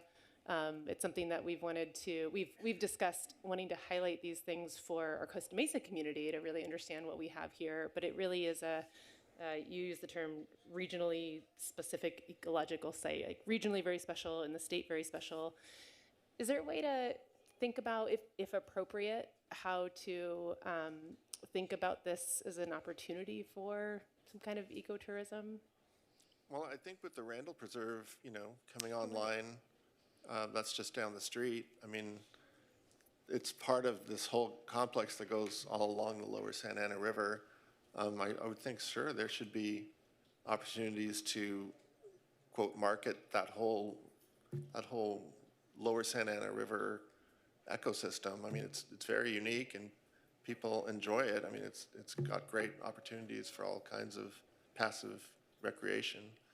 It, might just take a little marketing in conjunction with some of the other open spaces down there. Yeah. And I would just add, it's already happening. We're not measuring it specifically, but when I was just out there Saturday, people were speaking other languages, people had giant cameras, and they're going there to look and see what's there that's nowhere else. So I would say it's already happening. It could be amplified and enhanced, with some of these actions and recommendations of the master plan, but it's there. And like you were talking about with the iNaturalist city challenge, I mean, that's a great way to put it on the map. Like, yeah, look, we found, X 100 species in 3 days at Fairview Park. That gets people's attention. Do other areas, or what would be I guess I'm thinking about how we might estimate the economic opportunity from that as a resource. No, I know, I don't think it's something we've discussed before, but yeah, I'm curious if you've seen, maybe there's some references to other areas, if not.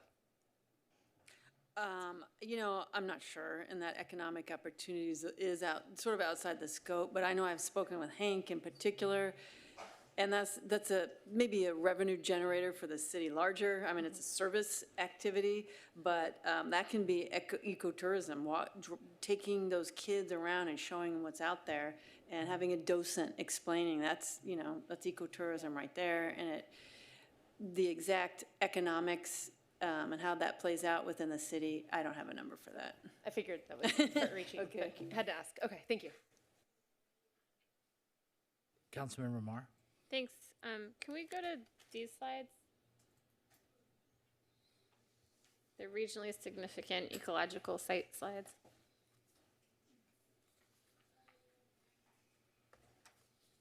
First of all, I like calling them ephemeral ponds. We should totally start doing that. Okay, so what does the red and black hash indicate? Yeah, thank you. So the blue hash is the area that historically would have fed the pond. So on top of that is the red hash with the red and black outline. That is the mapped extent of that fill material we were talking about earlier. The fill material that was placed in the late 80s, the intent was to cap. You can see that the large vernal pool was at one point actually dissected in half by that, and a restoration project that was done by the city was to actually remove the fill from that material to restore the full size of the historic pond. So a lot of that material's been moved away in the past as part of a restoration project. Is that a potential outcome or recommendation for future restoration? Is the removal of some of the fill? Definitely, yeah, it was identified in the past master plan. Okay.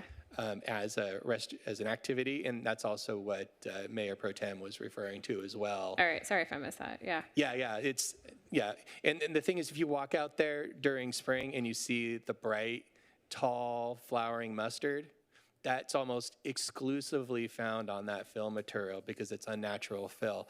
You won't see that type of plant on the natural soils. The plants on the natural soils are much lower growing. So that's a way to see it in person when you go out there. Interesting.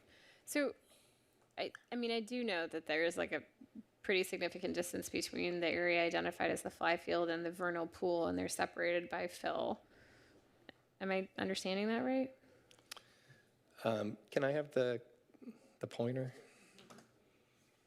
I'll use the cursor here. There's a hard line on the fill material.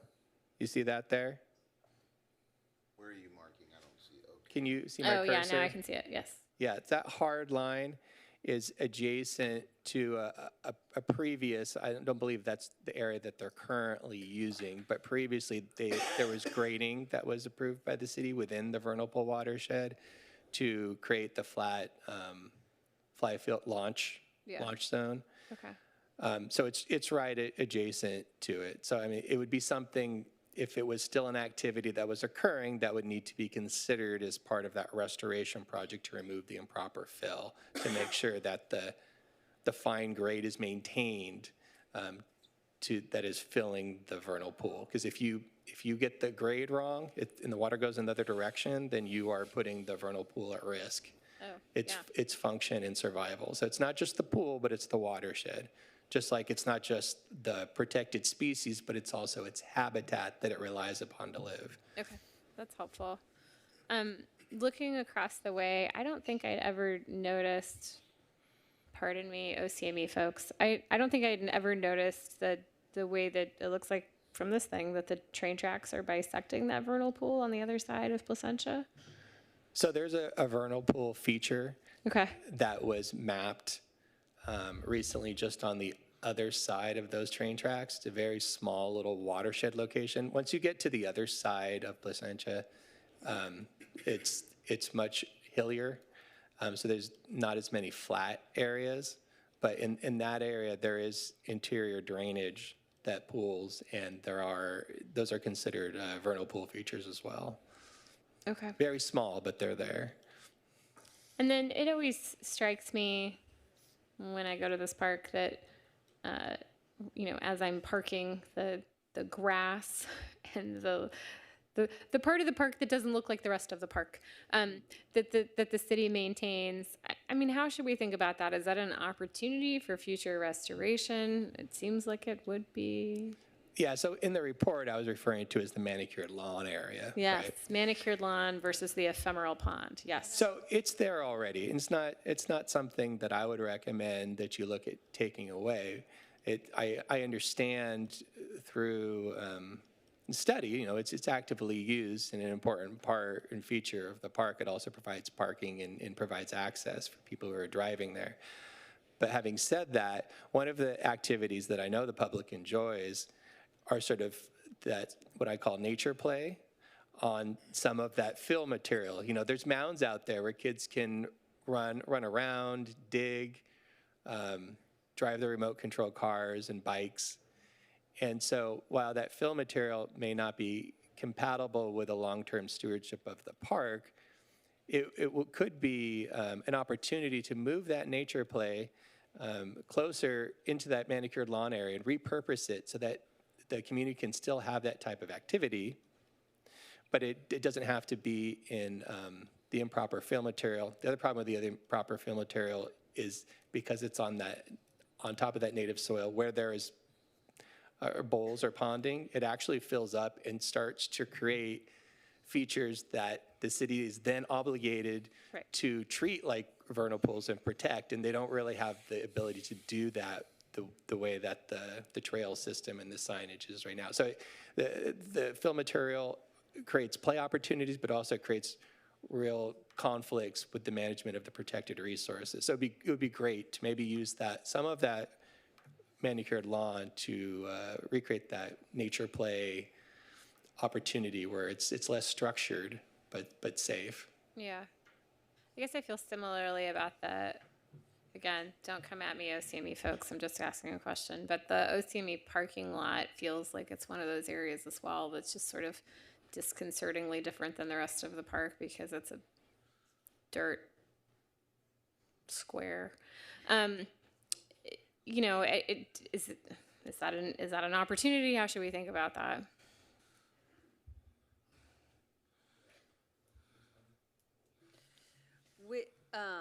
Is it an opportunity?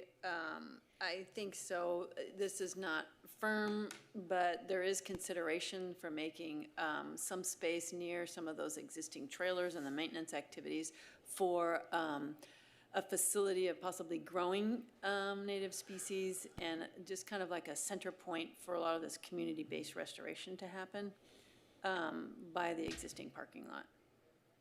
Yeah. Okay. Yeah, I think that's part of the challenge I feel is that this one park, I mean, I appreciate the description about the diversity of wildlife, but it's also like the diversity of sensitive uses, right? We've got a dirt lot, a manicured lawn, I mean, all the way through sensitive ephemeral ponds. And so trying to and I like the point you made earlier about people want to know how to use the park. I mean, that was my experience the first time I went to Fairview. Is I immediately wandered down to Talbert and then wondered where's the rest of the park, right? And I think that I didn't know. I wasn't looking at a map. I was just kind of following a trail. And so I do think that there's a lot we can do on the education piece and certainly on sort of a more social engineering piece, for lack of a better word, where we say these are the activities that are encouraged in this kind of part of the park versus other parts of the park. Thank you. I'm hearing deep sighs from the mayor, so I'll wrap it up. No, it's okay. Go ahead, Councilmember Gamero. Okay, so I want to just kind of take off on what Councilmember Marr was speaking of. Can we go back to that slide that we were just on, showing where the blue vernal pools are? We're on it. Okay, thank you. Can we zoom in to the one where the parking lot is for OCME? Is that possible? Can you zoom in on that so we can, for the public and for everyone else, to get a good idea of what it is we're looking at? Is that possible?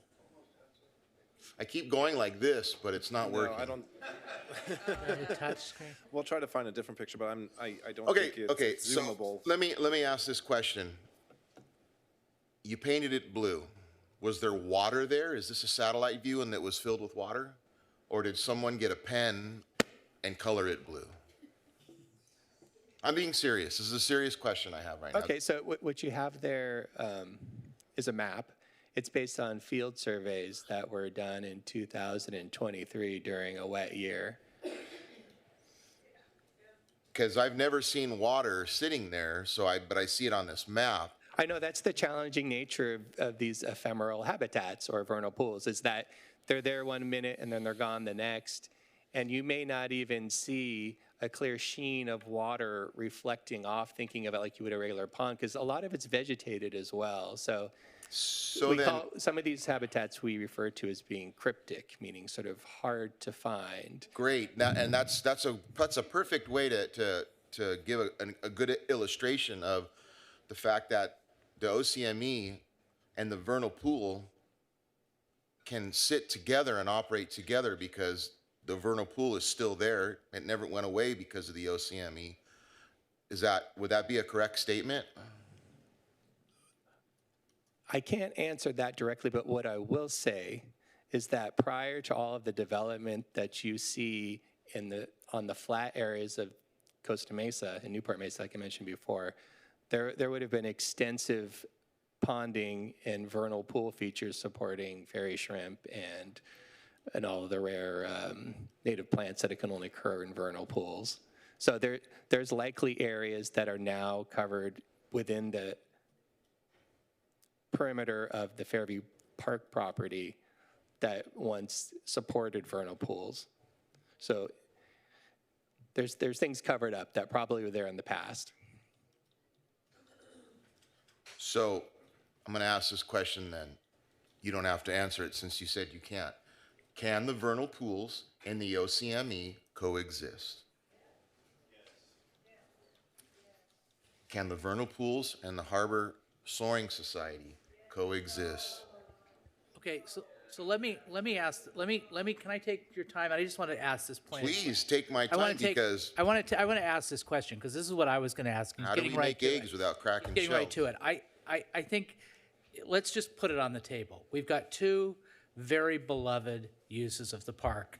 One that started in the 60s, the other started in the 80s. One is the model engineers, a beloved use. Harbor Soaring Society. Gliders. Before that, there were motorized planes, drones, all kinds of stuff. We limited it to gliders. We took 2 votes, and we did that. Okay? You just heard the kind of the response. So you put up a slide. We've got the vernal pools. We see a track cut through the vernal pools, right? And so what I'm trying to reconcile, and I'm asking you to do it.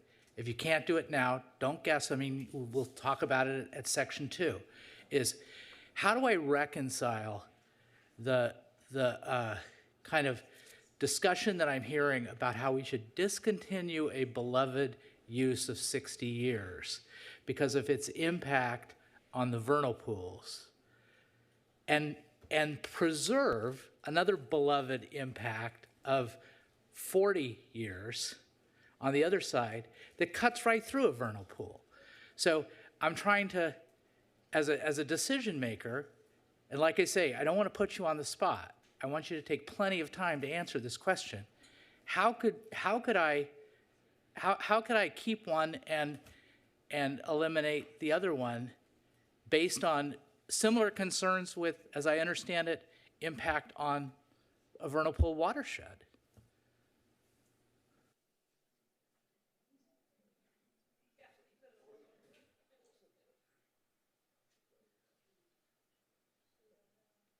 Thank you, Mayor. No, we will definitely take up on that offer and evaluate that and come back with an answer when we come Okay, back. wait, I just want to ask my last Of course, yes. question. I know I gave you the, so. I'm sorry, I took it back from you, No, but you it's have. okay.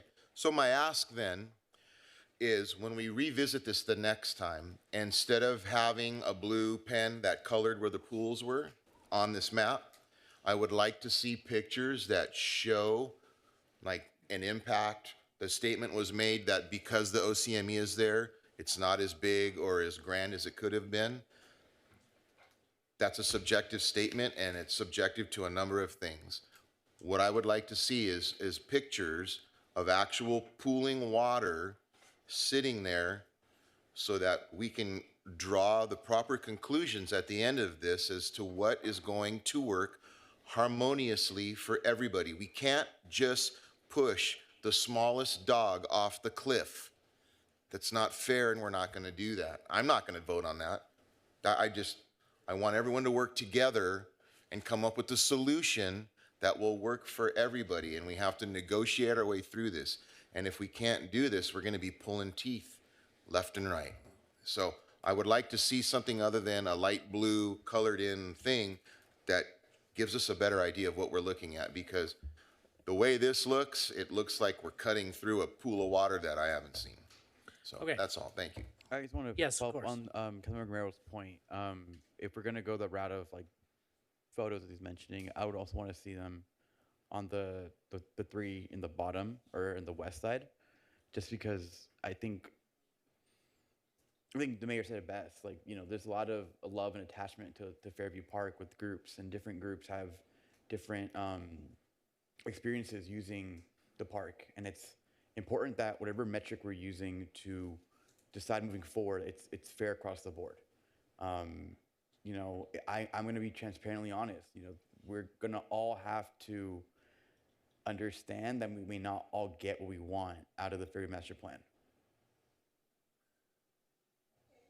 Right? So whatever metric we use moving forward, I want it to be used across the board. And if Gameros wants to go forth with the photos, then I think we should do that also for the bottom three.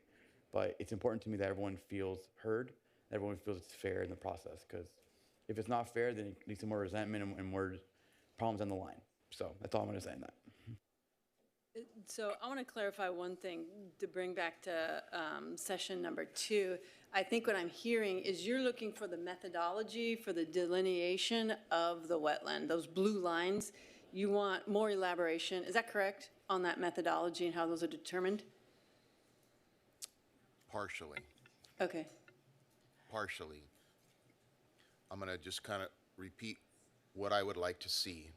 Not necessarily what I want, but what I would like to see. I would like to see us figure out a way that we can have a flying field, we can have the OCME, and we can create an environment that everyone's willing to uphold, where the vernal pools can coexist. I just don't see why this cannot happen. So if we cannot come to that, we're going to be backed into a corner to make some very hard decisions. And I'm going to repeat what I said again. I'm not pushing the smallest dog off the cliff. It's just not going to happen, because it's not a big enough dog in the game. It's not going to happen. Not for me. So let's figure this out and work up a solution where everybody gets a little bit of what they want. And I want everyone to leave pissed off. That way no one feels cheated. Councilmember Gameros, I'd like to, just since staff will be working with the consultant to try to come back and deliver recommendations that are practical and make sense and meet all of the different requirements of the master plan, but also law, and what I think would be helpful for us as staff, along with our consultants, is to get a sense of how tied are we to existing locations. Over time, we've learned more about the habitat. Tonight, I've learned 1,000 more times, and I've been looking at the reports and reading the information than I've ever had, recognizing that we have a certain type of asset that, honestly, all of us here did not realize that we had, and there are specific species that are protected. I don't want us to miss that there are protected and endangered species that may be in locations where we have current human activity, and those things may not be compatible. That's just a reality, right?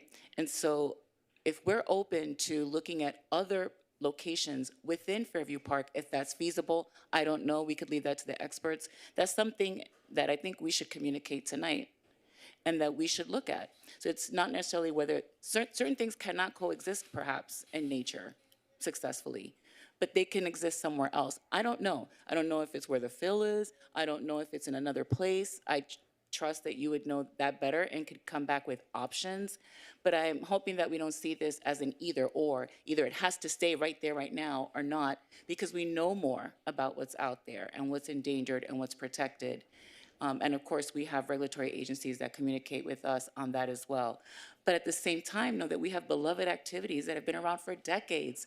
And somehow the wildlife is still there, and in some cases it's come back. In some cases, you know, it's thriving. Now we have a bumblebee that was endangered that we didn't even know that we had. So obviously some things are coexisting, but how can we do that in the best way? And so maybe it's a matter of options and information. If these activities stay in these places these are some of the negative outcomes. I'd like to know, does something go away? Does something die? What's the potential? Or does it just stay the same as it is now? But then if there are other options that say if it's relocated to this place, then what does that mean, right? And so I think what we need to hear from you is, are you open to that?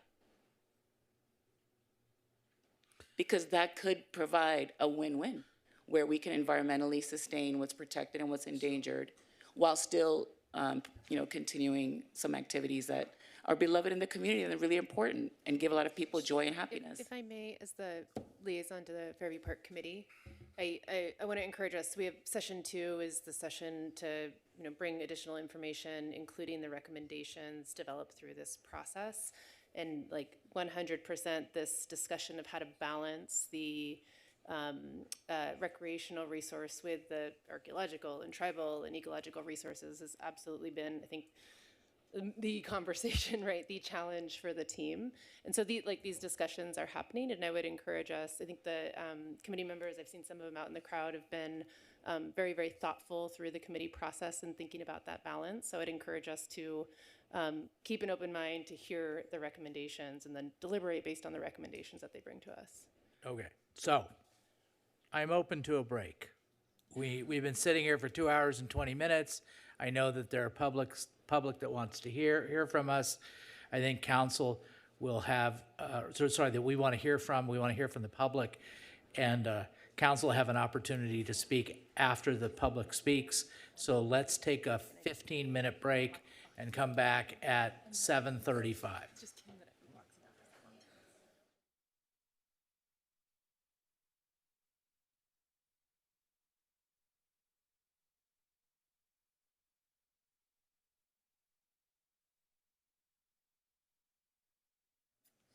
All right, everybody, we're back on the record. Thank you. We just took our little break, and we're at the point where we're going to invite the public. So it's 3 minutes, and you're going to hear a tone when you get to 2 minutes. If it's English and Spanish translation, you get 5 minutes. Oh, do we have that today? English and Spanish translation? Yes. We have that? Okay, good. Yeah. Flo, why don't you please kick it off? Yes.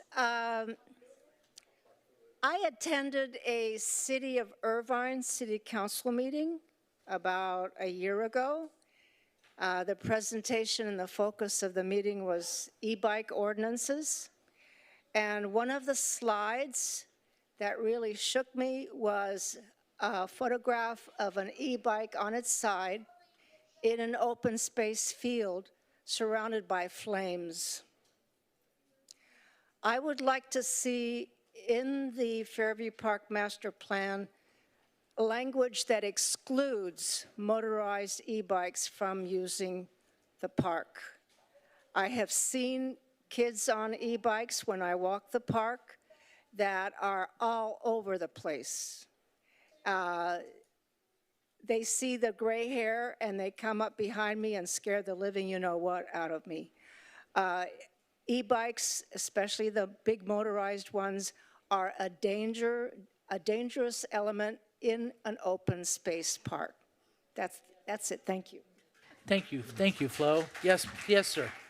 Mr. Mayor, members of the City Council and City staff, my name is Josh Gessman, and I'm the president of the Orange County Model Engineers and a proud resident of the City of Costa Mesa. On behalf of our nearly 300 active members, many of whom call Costa Mesa their home, I would like to throw our club support behind the Fairview Master Plan and to keep the trains in Fairview Park. OCME has been cooperating with the city for 40 years in creating a natural space within Fairview Park, and throughout that time we have watched the magic of nature return.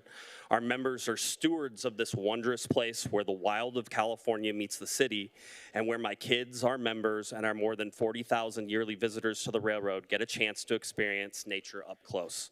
Whether that is wandering coyotes, the great blue herons, the egrets, the kestrels, the killdeer, or the lizards and snakes, Fairview Nature Park is a place to experience the wild that once was and now is. And in our case, to view that wildlife from the miniature trains that keep our visitors falling in love with the park while having a low impact on the nature itself. Our members have become experts on spotting wildlife and sharing knowledge with our passengers. We slow trains so guests and members get to experience large birds up close, coyotes that wander through the park, or the ground squirrels that watch us glide by. As you can see, the impact these close interactions have, especially the children who already start to tell the story of the white egret they saw just moments earlier before even disembarking from the train. Our members pick up trash on a near daily basis, keep a watchful eye on the park, and in some cases have been the first to call in fires or locate people in distress. Like so many of our members and visitors, I came here for the trains, but I stay for the unexpected moments that Mother Nature provides, like the giant owl that flew over my head at dusk or the sound of the toads that serenade me during an early morning. This place is magical and it needs protected. My directive from the club, our board of directors, and our membership is clear. OCME stands ready and willing to participate in the restoration of Fairview Nature Park as described in the master plan so that club members and visitors alike can continue to have this oasis in the city, and we strongly encourage the City Council to adopt the Fairview Master Plan. Thank you. Thank you. Yes, Gay. Gay Royer, I'm just talking about 50 years ago, I was the very last house on Wilson when it was county property. No street lights, well, no police coming by. It was a wild and wonderful place. We didn't ever called it Fairview Park. It's always the bluffs, and the other side is the gully. And that was our playground. And I was the only mother in the neighborhood that was home, that was our playground. And there were no hills for bikes. And the neighborhood took care of the park. It was wild and crazy. At that time, there were not rattlesnakes. They must have come down the river, I'm thinking. And there were fox. There were all kinds of different things. Also, I know when they're restoring and pulling things, do you not know that birds drop seeds all over the country, in the forest, in Fairview Park? And so there was a whole stands below, down by Talbot, of bamboo. Now the city took it out because it was taken over by some people that didn't have a place to go. But I'm just saying, I went to the meetings with them at first, but they could have gotten information from those of us this is my hometown. I love that park. It'll always be the bluffs and the gully. But I'm just saying that we need to be smart about it. By the way, the bluff was not sheer then. There was 3 paths. There were gourds growing on the hill. There was cactus everywhere. And it was a whole different area that we that lived in the neighborhood took care of and fostered and had clean. We did have one pony that all the kids rode around, but we stayed on the trail. So I'm just saying that there's a wealth of information of people that many of us went to the first meeting and we couldn't ask any questions, and they could have got a lot of information about us, about the park, because that was our home, that was our playground. There wasn't much to do in Costa Mesa those days except the beach. Thank you. Thank you. Yes, ma'am. Hi, my name is Debbie Koken. I'm a longtime resident of Costa Mesa and a fan of Fairview Park. I wanted to thank the City Council for investing in this study and in Fairview Park. And I also wanted to say that I hope you review the U.S. Fish and Wildlife requirements for protecting the resources in Fairview Park. Thank you. Thank you, Debbie. Yes. Good evening. My name is Ben Tigner. I'm here on behalf of the Harbor Soaring Society and in support of their continued use of the flying field at Fairview Park. I am not a member of the HSS, but I am familiar with what they do, and I have worked with a number of their members over the years. To provide a little bit of background for my comments, I'm an aeronautical engineer and a local business operator. As you're aware, engineering and technology companies form an important segment of the economy here in Southern California and specifically in Costa Mesa. And cultivating the next generation of engineers to drive that economy includes providing opportunities for young people to participate in STEM-related activities. HSS provides many with just such opportunities. As an aeronautical engineer, I've mentored engineering students at Stanford, UCLA, USC, UCI, as well as local high schoolers and elementary school kids. As a business operator, I've hired and employed hundreds of engineers in the local area.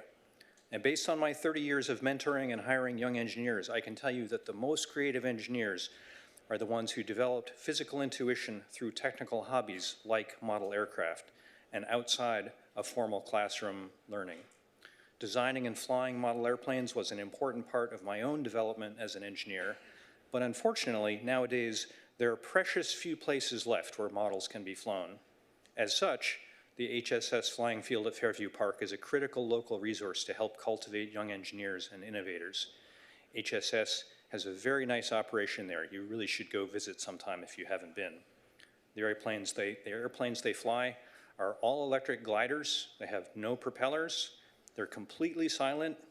They're 100% emission free, emit no oil. There's no fuel of any kind used on site. It's a very, very light environmental footprint. They fit perfectly with the peaceful surroundings of the park. Thank you. Thank you. Yes, sir. Sir, it's been a while, and I volunteered to sing a song tonight, but I was told that I would be derailed and probably defrocked as well, so I'm not gonna. But Next time, bring your banjo next time. All right. I want to speak for Fairview Park and the master plan. And I would like to say that I think what we really need is a permanent employee in the city whose hat it is to shepherd and steward Fairview Park. When we, it's been under 1,000 jurisdictions since its inception in the 80s as Fairview Park, or at least since the model engineers took over their part. And we had to get Measure AA on the ballot and passed by a very, very strong majority,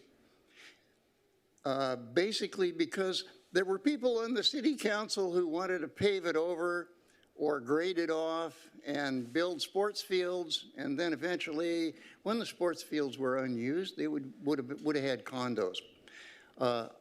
That's why I say it would be really a good idea, at least, to contemplate getting a steward and a shepherd for the park.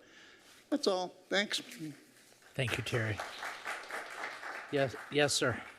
Good evening. My name is Angus Boundy, and I'm here to share how the Harbor Soaring Society at Fairview Park has not only inspired me personally, but also strengthened the Costa Mesa community by connecting generations, offering unique educational opportunities, and sparking creativity and ambition in its members.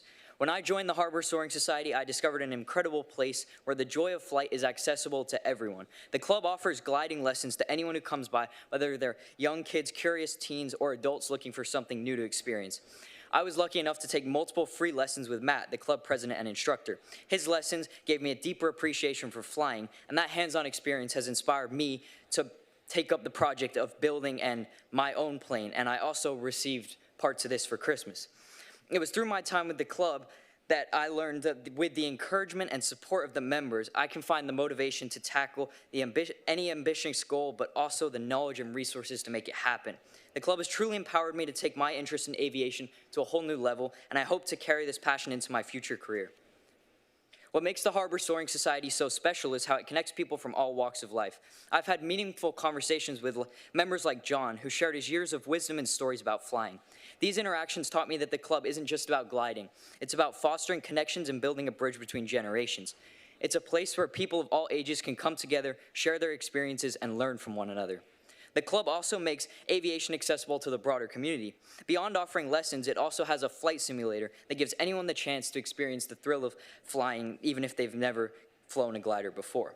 Watching people light up as they try the simulator for the first time is proof of how the Harbor Soaring Society is having a directly positive impact on the community of Costa Mesa. Fairview Park is the perfect home for this organization, as it has open spaces that allow the club to continue offering these opportunities to the community, enriching Costa Mesa with experiences that are both educational and inspiring.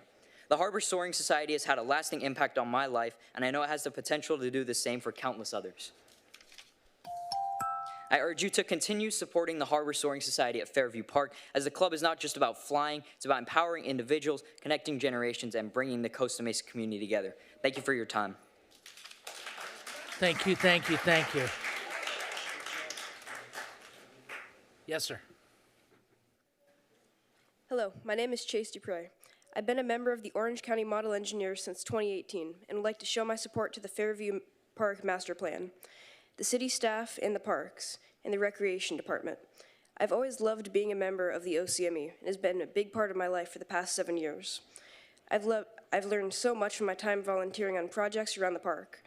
I've started doing this because I've always had a love of trains since I was very little.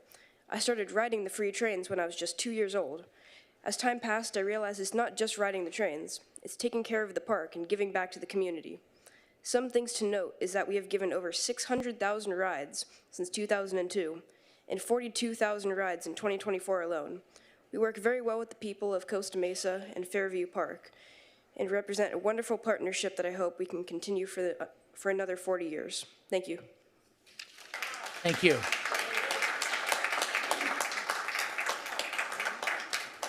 Yes, sir, you have the floor. Hi, my name is Nick. I'm here to speak in favor of Harbor Soaring Society. First point is it's the only flying field in biking distance for me. That's a big factor because, I don't know, my parents don't have the time to drive me. And also, I go there every time it's open. I'm a member. We've never hit a bird. And yeah. Okay, that's it.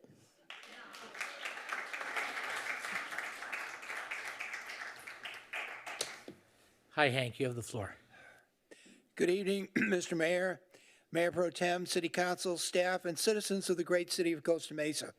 My name is Hank Castagnetti, and I'm treasurer of the Orange County Model Engineers. We operate the Goat Hill Junction and Mackerel Flats Railroad in beautiful Fairview Nature Park. I'm here tonight to show my support for the Fairview Master Plan, as well as the dedicated Parks and Recreation staff headed by Brian Gruner and Kelly Dalton.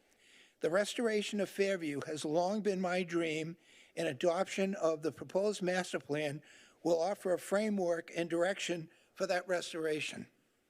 Newport has a back bay, Huntington has a beach, and we have a jewel of a nature park. So let's make sure that it retains its natural beauty for our citizens to enjoy and recreate for generations to come.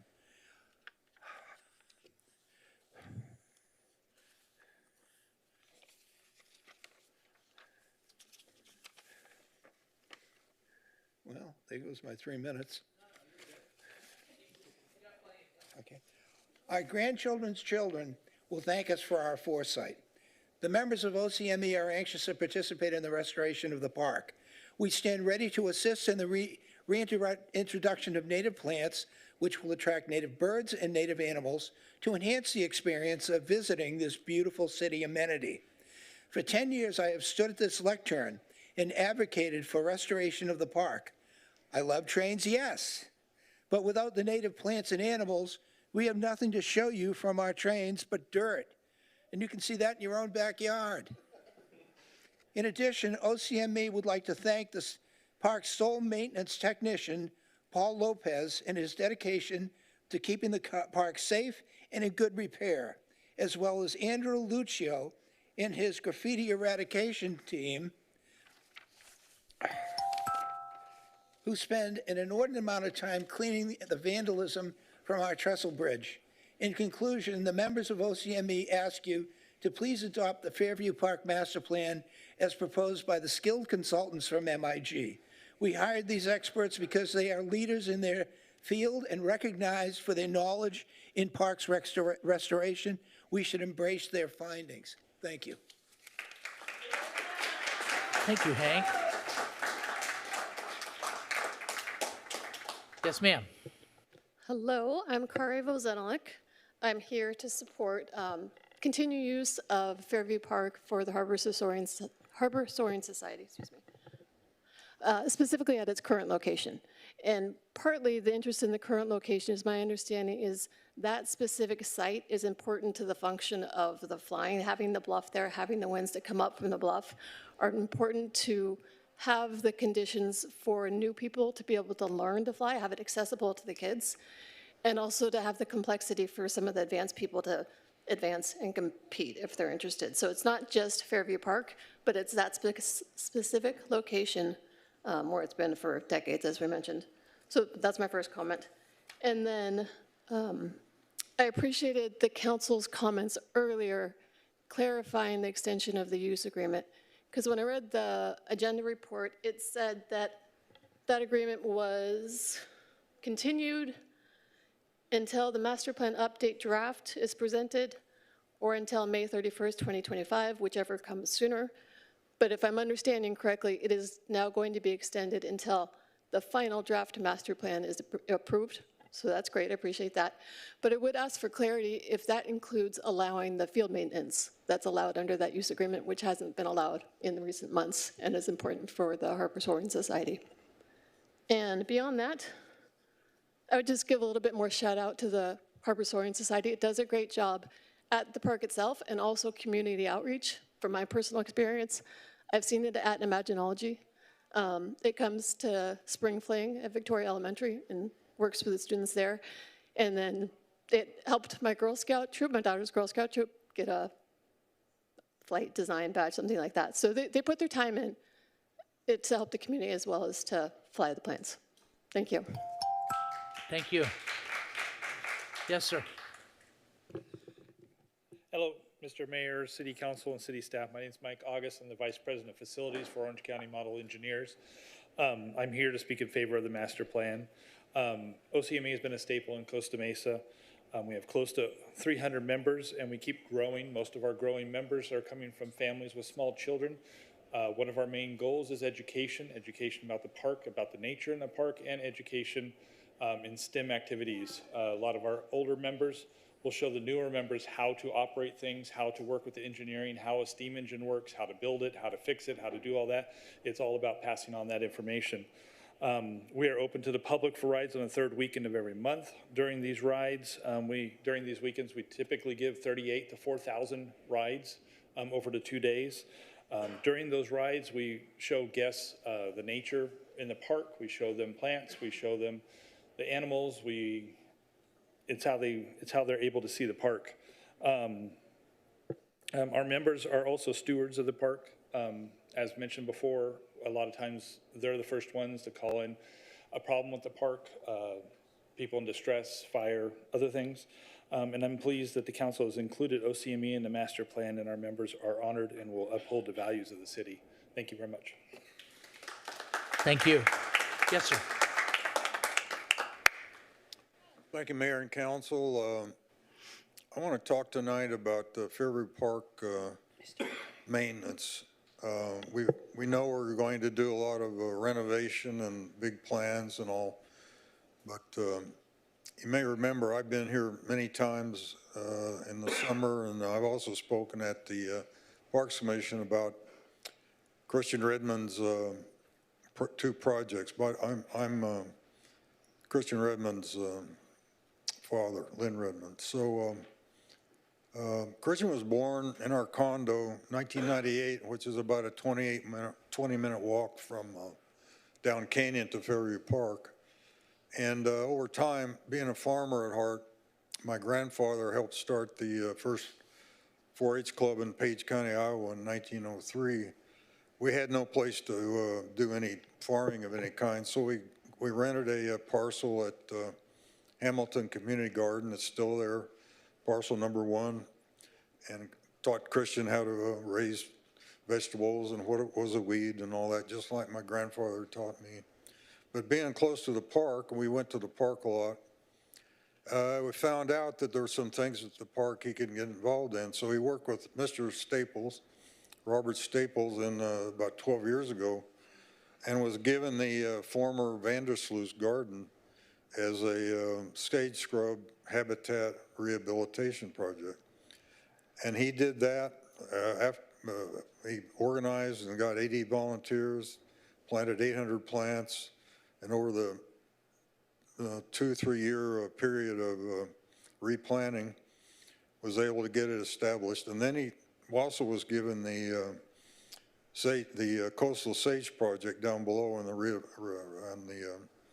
riparian area. Well, as of June last year, however, we reached an agreement. By the way, we maintained those two projects for the last, 12 years. but mainly from the, to keep the black mustard out.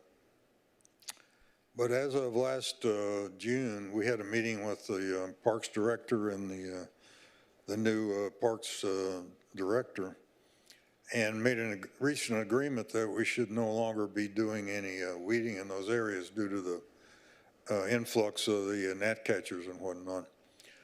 But all I'm saying is, if there's not a way to keep the black mustard out, I heard nothing yet so far, been to all the meetings, all the review meetings and all that from the experts. If you can't keep the black mustard out, and the only way to get it is to walk into those areas and pull it up. If you can't keep it out, this whole plan is just going to be another big black mustard field like it is right now. Thank you very much. Thank you, sir. Yes, hold on one sec. Hold on one second. I want to make sure your mic's on. Okay, good. You got a presentation? Yes. All right, good. Let's get that up there and then we'll start our time.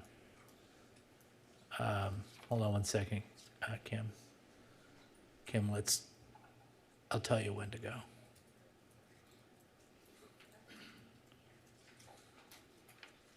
Okay. Okay, so my name is Kim Hendricks. I'm president of Fairview Park Alliance, and I want to let everyone know that I'm not against glider planes or flying, but they shouldn't be happening in Fairview Park because they are destroying the habitat.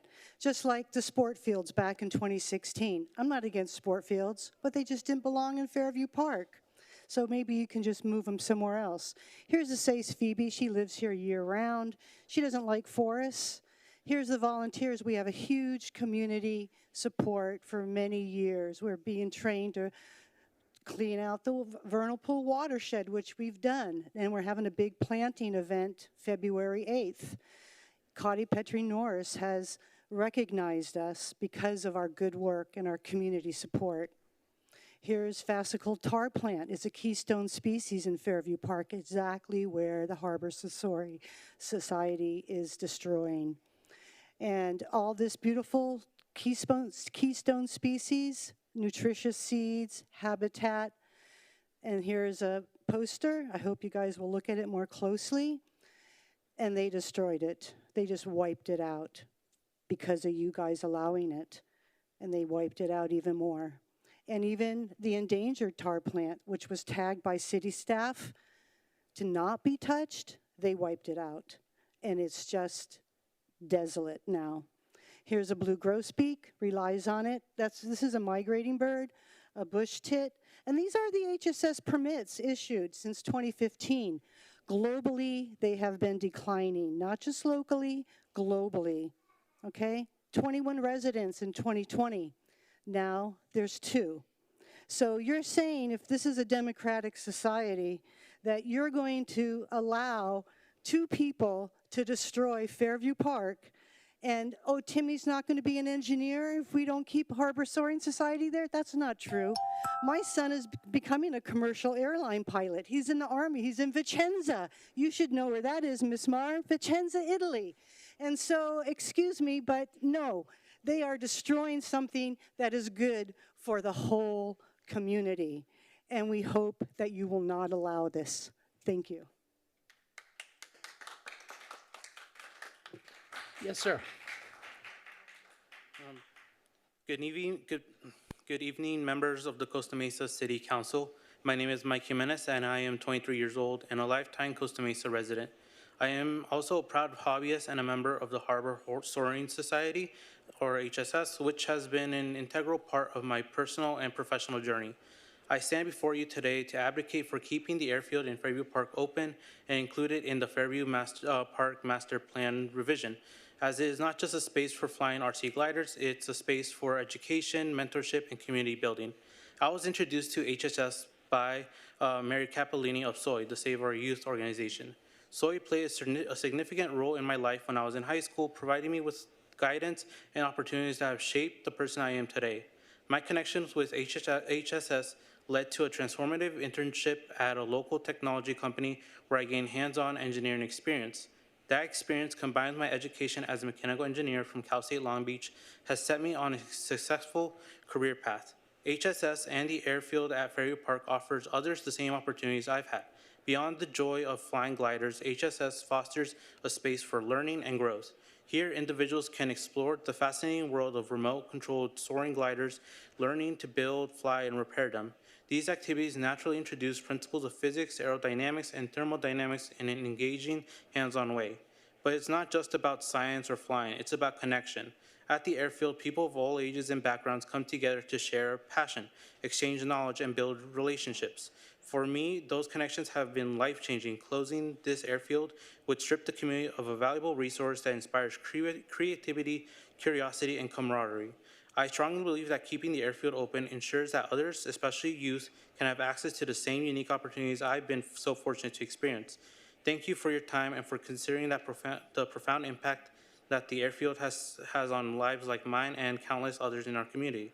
I urge you to support keeping it open and located in the same location for future generations.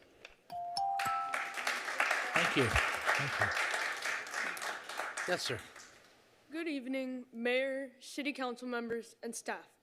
My name is Aram Mirza Khanyan, and I am a 5th grade student at Arigira Gosminasyan School.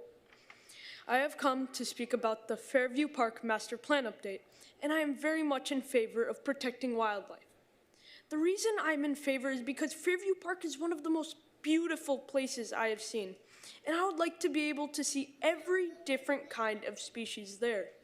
But if we can't restore and protect this park, then I won't be able to experience the amazing things Fairview Park has to offer. I have ridden my bicycle in Fairview Park with my father, and I hope someday to be able to do this with my own children. But I can't do this unless we protect Fairview Park. Telling stories may be a good way to express your experiences to anyone you like, but you can one-up this by letting them experience this for themselves. We can't do this unless we restore and protect Fairview Park. I have learned that Fairview Park has the only vernal pools north of San Diego along the coast. It is also a major resting place for migrating birds. I have had so much fun in Fairview Park because of the nature, and I hope that by restoring and protecting it, I can have even more. Thank you for listening. Great job. Great job. Yes, yes, sir. Hello, everybody. Hello, Mayor, City Attorney, and staff, City staff, and City Council. My name is Cristian Garcia Arcos, and I serve as co-chair of the Spanish Committee with the Western Chapter International Society of Arboriculture, which serves California, Nevada, Arizona, and Hawaii. Similar to the presentation on conservation and preservation and education, our mission also emphasizes the importance of community engagement. We strive to empower individuals with the knowledge to make informed decisions that will protect and benefit our environment. Please remember, the choices you make today will have lasting impacts for generations to come. I would also like to address the issue of bioaccumulation, the process by which pesticides accumulate in the bodies of animals over time, especially in predator species that consume contaminated prey.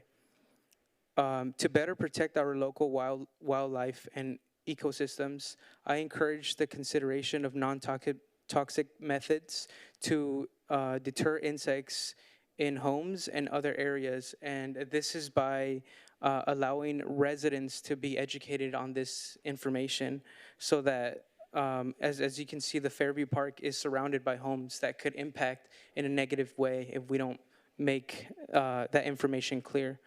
I also want to thank you for allowing me this time to speak and the opportunity to allow us to express our feelings about this. This is really important, and I'm really excited for what's to come. So thank you.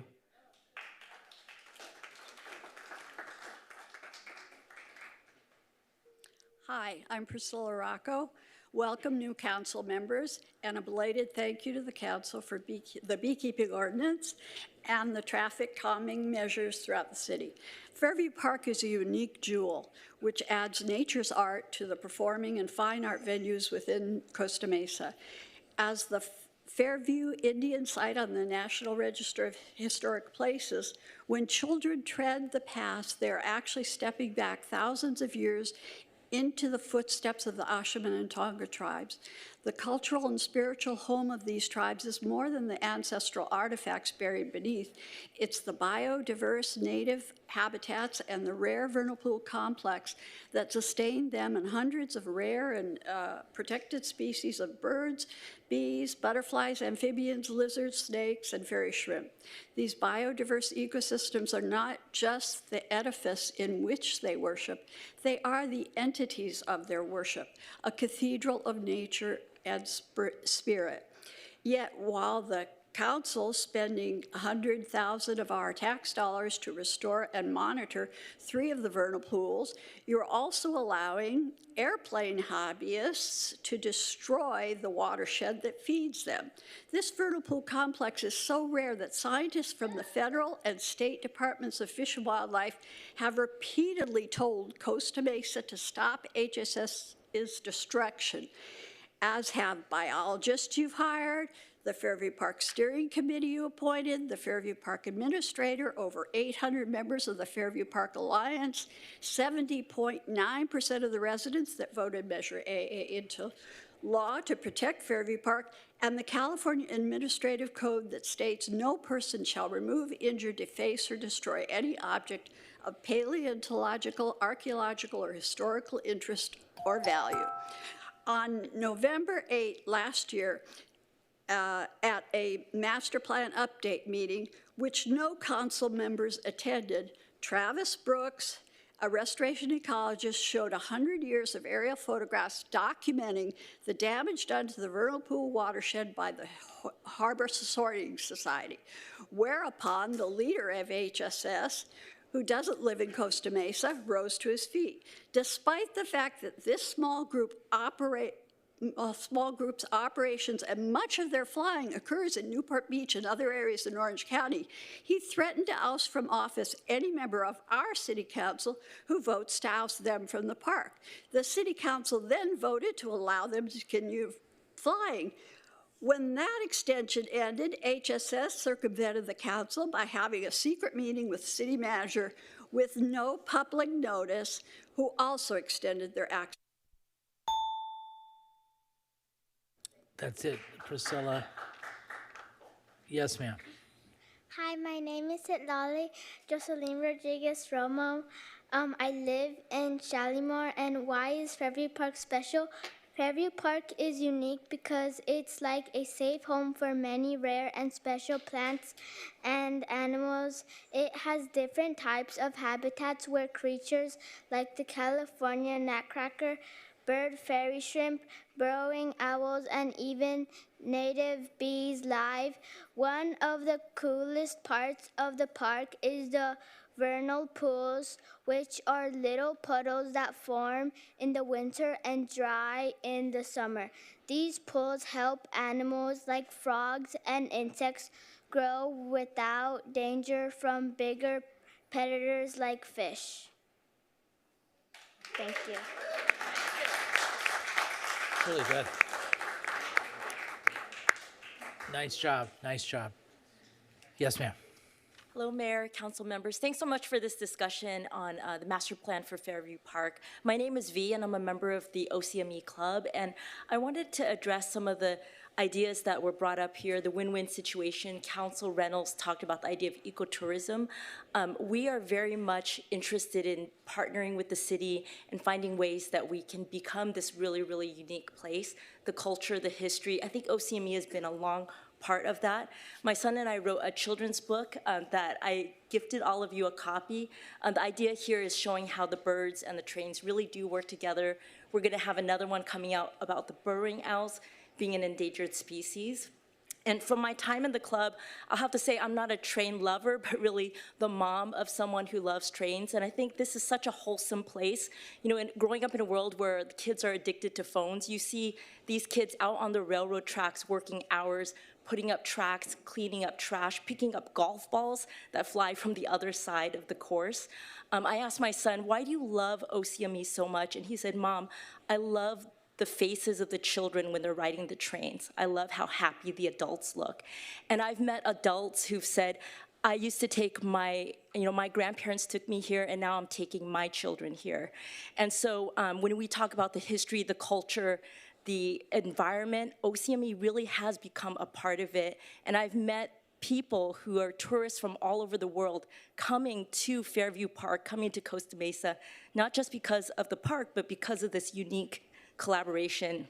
And I think I'm sort of like pinch myself that this place actually exists for our children to grow up loving and for the community to come out. I'll also say during the Christmas run, we woke up at 6 a.m. and club members came out to set up just to get free photos with Santa Claus, Mrs. Claus, and the Grinch. And there were like children and parents in line for 2 hours to do this. And so I do think we're a really unique collaboration.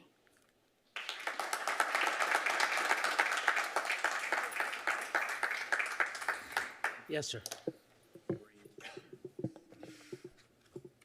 Hello. Hello, my name is Jacob Sanchez and I'm a resident of Shalimar.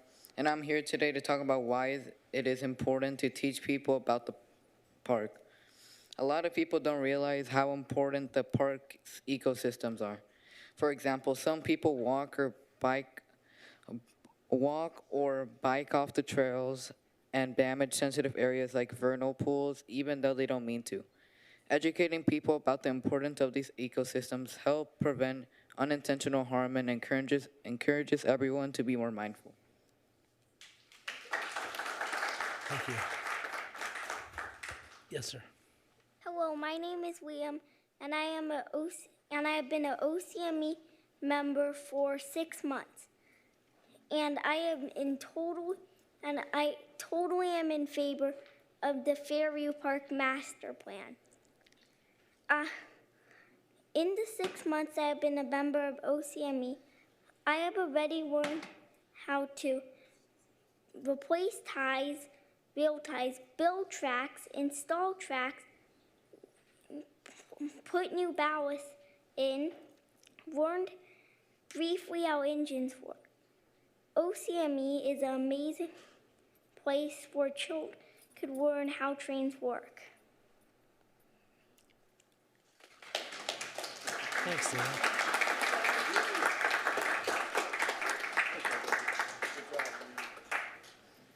Hi, Yes, ma'am. I'm Ashley, and you may ask, why do we need to protect Fairview Park? Well, protecting the park is important for a few big reasons. First, by keeping the park safe, we're ensuring that future generations can enjoy it, just like we do.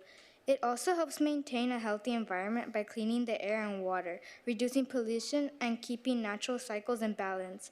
But to really protect it, we need to understand the species and habitats that live there. When we know how to support and protect the park's ecosystems, we can avoid making mistakes that actually hurt them. Sometimes, even well-meaning actions can have negative effects. For example, the black mustard plant, while pretty and easy to grow, is an invasive species. It takes over native plants, drains water, and increases fire risks. Another issue is when landscapers drive trucks over tree roots. These roots are crucial for the tree's survival, and damaging them can hurt or even kill trees that have been growing for decades or even centuries. The key takeaway is that while we all want to help, it's important to understand the impact of our actions. By learning how to protect the park properly, we can make sure it stays healthy for years to come. Great job. Great job. Yes, sir. Mayor, council members, staff, my name is Wilmer Alcas. Actually, you just met my family. V is my wife, Liam is my son. As my wife said, we were not a train fan. The only reason we became a member of OCME is because my son, by age of 1 years old, he was extremely interested in train. And we were puzzled because he didn't have any friends at school that he could talk about the train. And whenever we walked to OCME, right away he had friends. There was a group of people. They are talking about merger and unmerger. And on my first day, they were teaching us how to build a track. And my son comes over, is like, let me help you, let me do it. I said, honey, let me 5 minutes, let me do it on my own. And one of the members is like, why don't you come over? I'm gonna teach you how to do it. We only have been member for 6 months. During this 6 months, my family and I, we have volunteered 270 hours. And this is a passion, has become passion for us. And people from OCME told you about how we are approving the master plan. We would like to work with the environment and everything. But I would like to tell you on the human side of it, one of the things that I do, I stand in a line and greet people. And as my wife said, we have people from San Diego, Temecula, Granada Hills. They come over to write OCME, and we show them the nature. But I feel I am blessed because I'm able to share something that we are passionate about with all of these people. All of these people have a different story, and I don't know all of their stories. Some of them, they don't have enough money. They come over there to entertain their kids. But one of the things that is really touching me, I was conductor and I had a family in front of me, mother, father, and a 7-year-old daughter, and they told me the reason they come every year is the month that their son, who loved train, passed away.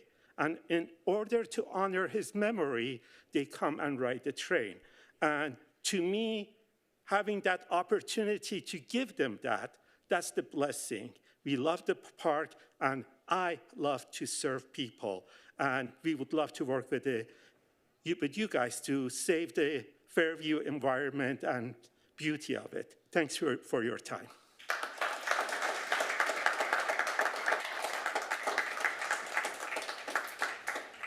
Yes. Hi, good evening. I'm Betsy Densmore.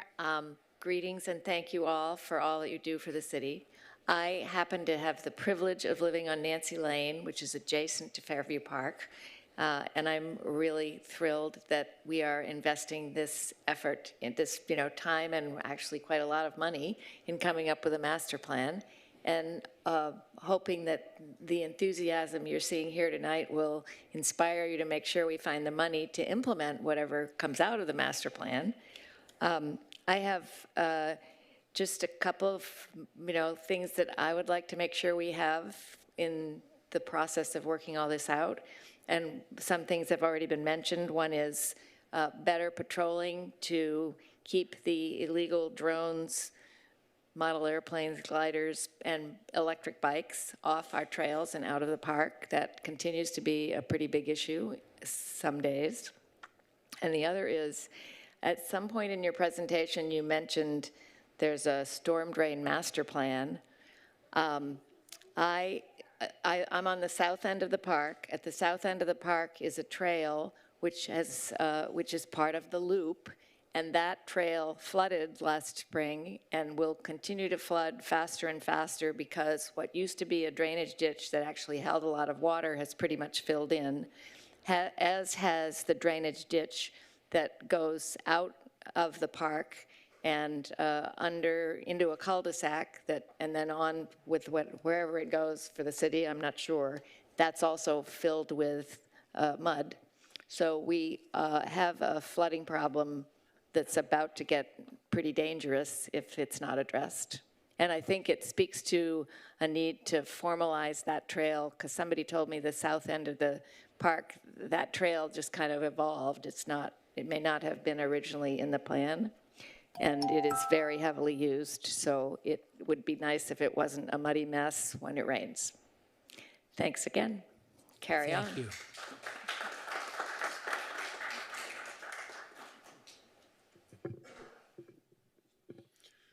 Good evening. My name is Steve Collier, and I'm with the Orange County Model Engineers, and I'd like to speak on behalf of the Fairview Master Plan, and I would like to say I'm in favor of it. I'd also like to take a moment and thank the wonderful city of Costa Mesa for allowing us 40 years in the park. It's an experience that I've never experienced as being from the East Coast. Air members contributed over 9,500 hours last year, and a lot of those hours also came to help maintain the park. We go out, we'll clean up the trash, we'll remove graffiti, and everything else associated with that. Not only do we provide a fun activity for the young adults and us old adults like myself in the park once a month, but we also give a lot of different public tours, Boy Scouts, Girl Scouts, private groups, whatever else. Not only do we take them through our compound, we show them our workshops, we show them how we build our trains and show them various types of trains and everything that we do, but we also take them through the park. And we will stop at various locations and show them different areas of the park and show them the wildlife, show them the pools, show them our water tower, show them our station. So not only are we providing a lot of a fun activity, but we're also providing an educational service as well. Even on our public run days every third weekend of the month, we always talk to our passengers, and we'll go through, we'll point out the wildlife, we'll point out various features in the park, the fennel, the mustard, when it's in season. So we do act as stewards, maybe not necessarily docents, but we do act as stewards of the park. We take pride in what we have, and we want to thank the city for that opportunity to have what we have. Many people don't know about us. That's the unique feature. Seeing the look of the kids when they come through and the excitement that they have is just amazing once they board that train. And being usually one of the first people there in the morning to open the club up and set everything up and get it ready, just to watch the park awaken, and then to be there late into the evening and watch the park go to sleep. It's just absolutely amazing. I've been there late at night, and there's nothing more serene than listening to the tree frogs as we're putting up equipment or doing some last-minute work. Just listening to the serenity and the peace with the coyote. Thank you. Yes, Terry. Hi, Terry Fuquay. Most of you know me. I also want to mention the electric bikes in the park. They should not be there. They're destroying the habitat. They're making their own trails. And the ranger can't be there enough to do anything about it. I want to speak in favor also of the master plan. And I'm one of the conductors at OCME. And what got me started over there was watching these older gentlemen, y'all know who you are, teaching the kids to build their own engines and ultimately their own trains. And they're spending every waking minute they have out there building trains, not running around the city. So that needs to be supported on many levels as we can come up with. It's important. Thanks. Thank you, Terry. Yes. Hi, my name is Zach Jones, and I'm a lifelong Costa Mesa resident and MUSD educated, and I'm also the secretary of the Orange County Model Engineers. And I think, well, I just spoke to the Parks and Community Services meeting about extending our land use agreement many years ago, and I was really happy that that went forward. And I can see since that time, since it was 2018 or 2019, how much the Train Club has grown in conjunction with the park. And that's why I'm so in support for the master plan updates and the work that MIG has been doing and the park staff, because through that time since we've had our land use agreement extended, I've seen, obviously, I've spent countless hours out there, and I've seen so many little animals and plants and things I never would have thought about before when I joined a train club. But just a few weeks ago, I was sitting there working, and there was a little voice above my head, a little noise. And I was there by myself. I was like, what is this? And looked behind me, and it was a bird. And so I didn't know what this bird was, so I took a picture of it. I didn't know about the app then. But I posted on Facebook, and within a few hours, so many of the nature people were telling me, oh, this is a hooded oriole, and they're from this area, and they're popular during this time. And if it wasn't for that train club entry into Fairview Park, I wouldn't have learned about the birds or the plants. And I think another aspect, too, about the train club, we've all talked about our membership and all the people who come to visit the railroad during the run days, but that presence also extends online too. We get hundreds of thousands, sometimes millions of views on our posts online, and a lot of those are educational based too. And many times we feature the plants and animals that cohabitate the park with us. Because, as Hank said, it's not just a train club, it's a railroad in a park, otherwise we'd just be looking at dirt. And I'm happy we've all talked about the community aspect of the club. I've met so many lifelong friends at the railroad, and OCME is the reason why I still live in Costa Mesa, one of the big reasons why when I was picking out an apartment, when I moved out of my parents' house, and when I was in school, it kept me coming back every weekend to go out and volunteer at the train club. So once again, I'm really in support of the master plan updates and all the great work that the park services have done with the park. And I'm looking forward to all the great things that are going to come to the future for both OCME and, of course, Fairview Park. Thank you. Thank you.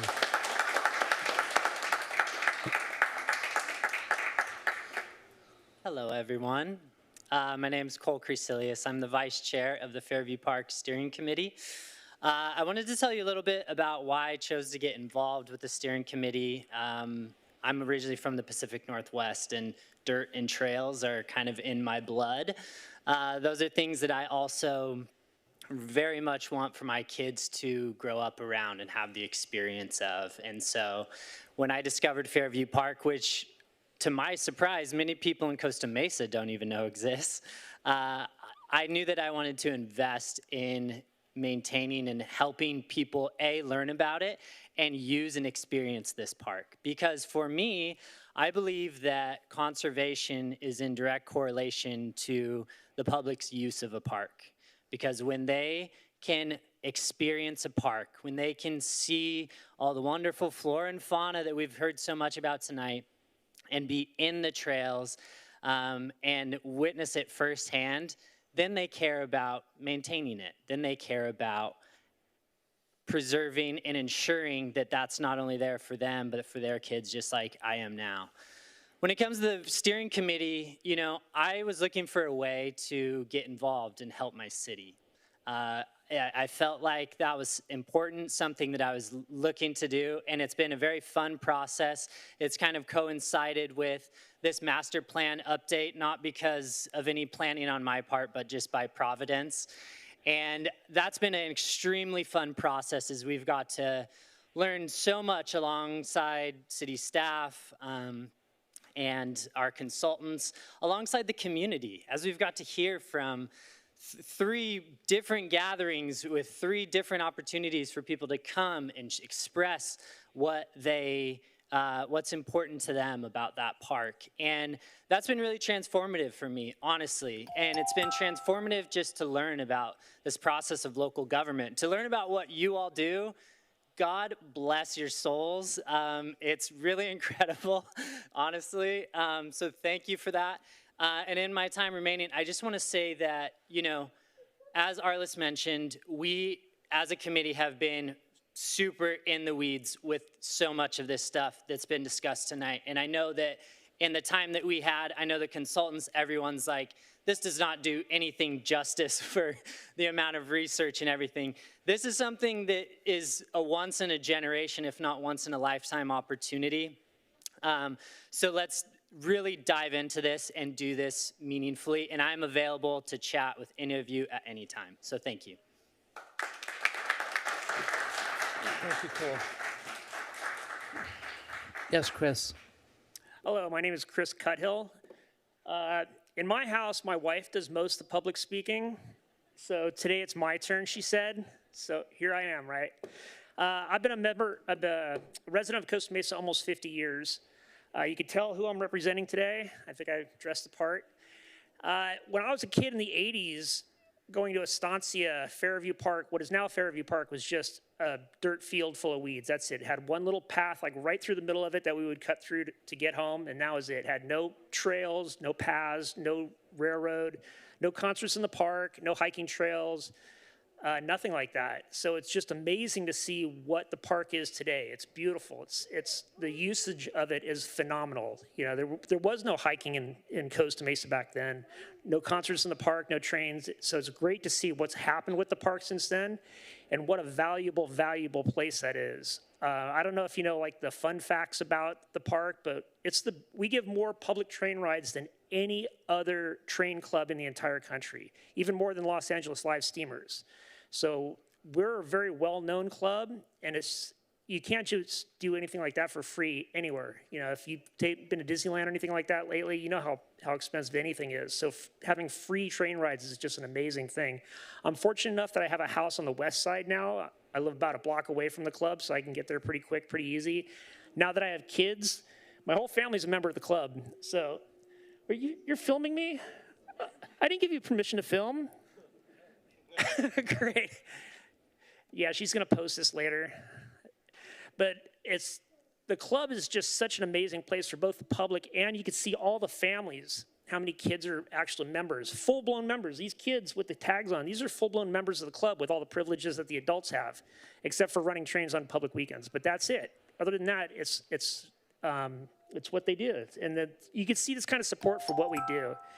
I also support the Flying Club as an aviator. I think that's very important too. And I think there's a way that we can come to some kind of happy medium where everybody's happy instead of Lauren's suggestion where everybody's pissed off, which either way, you know, either everybody wins or everybody loses. But I think there's a way we can come to some kind of conclusion where everybody wins, everybody's happy, and everything works out for the best. So thank you. Thank you, Chris. Matt, you have the floor. I have a presentation. Hold on, don't speak until your presentation is up.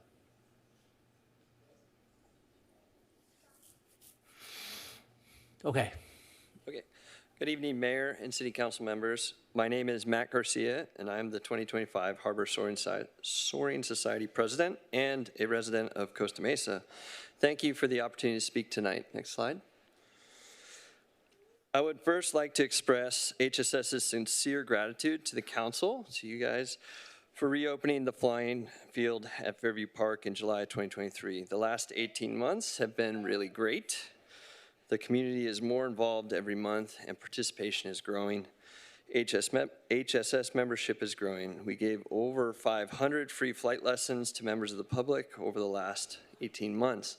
It's been great to see. Next slide. So I get this question a lot. What makes the current Fairview Park flying field location special? And I'll talk to these points in the next couple slides. Next slide. One of the important parts of the current location is it's located in the largest open space with the most amount of buffer zone between homes and major streets. Next slide. This is a zoomed in view where the blue oval somewhat represents the general flying area, which is over Vernal Pool Complex 1, 2, and 3, part of 1, 2, and 3. It's important to note the runway is aligned next to a wheelchair. It's wheelchair accessible from multiple parking lots with ADA compliant parking. We do have older members, we do have members with strollers. The pathway to get to the flying field is located on a highly, the runway is located on a highly trafficked pathway which maximizes activity exposure to the community and leads to higher participation levels. There's a significant amount of infrastructure here. There's power at the runway. There's features that provide lift that are very unique, as somebody else mentioned. Next slide. Over the last 18 months, there's been no intrusions in the vernal pools. When the vernal pools were wet, we didn't fly, therefore no intrusions. When the vernal pools did dry, we resumed flying. There were no intrusions into the vernal pools. No aircraft landed in the vernal pool or crashed in the vernal pool in the last 18 months. When field maintenance was done, it was done in close coordination with city staff. Maintenance was adjusted or not done at times to ensure proper care of the environment. Next slide. Next steps, we'd really love to meet with the master plans consultant, expert biologist, Travis at the field. We haven't had that opportunity yet. We'd love to meet with U.S. Fish and Wildlife and City at the flying field. Thank you for all the support. Thank you. Good evening, Council. Good evening, Council. Jay Humphrey, Costa Mesa resident. I really want to thank you for this study session on what's we're looking for. I'm really interested in what's going to happen in Section 2 of this process to see where we really are with all those potential decisions you get to make. I'm very happy to see all the young people who have been here talking. Well, we get an opportunity to see them, but we also have people, young kids, learning how to communicate with their government, which is an absolute paramount future for all of us, that we talk and communicate with our government. So I really appreciate all the young folks being here tonight, and I'd love to see more of it. I've been a long time advocate for Fairview Park and for making it truly the resource that we have for this community. This is unique. This is not some place that maybe it's something over here or maybe there's something over. You don't have this anywhere else. So the reality is that once it's gone, it's gone. So your wisdom is going to make the difference about whether Fairview Park has a long-term benefit to this community or it just simply withers away because you don't make the right decisions to literally make sure that this resource is retained for this city and the community that surrounds us. So I look forward to seeing what those decisions are going to be. A couple of points I need to make. Mr. Chavez, as put to your concern about funding, if you in fact reach your RINA number this year, this period, which is at the end of the decade, you will have $400,000, I'm sorry, that was a wrong statement, $400 million in park fees because of those units being built. So I think you might find some money there in that process. Secondarily, and it's important, the staff report on page 3 talks about Measure AA, and it says that it restricts the vote, and it actually requires a vote, and it says that it has limited exceptions for restoration, preservation, et cetera, and actually expresses it for you new council members. It's really important to note that this statement is not accurate, and as you were saying, Mr. Bewley, about the information you're gathering from Fairview Park, Measure AA is an integral part of that and needs to be addressed directly. So while this is, the rest of the report is great, this is one area that needs to be addressed straightforward. Thank you for your time. Yes. Hi, I'm Scott Smith. I'm a member of Harbor Soaring Society.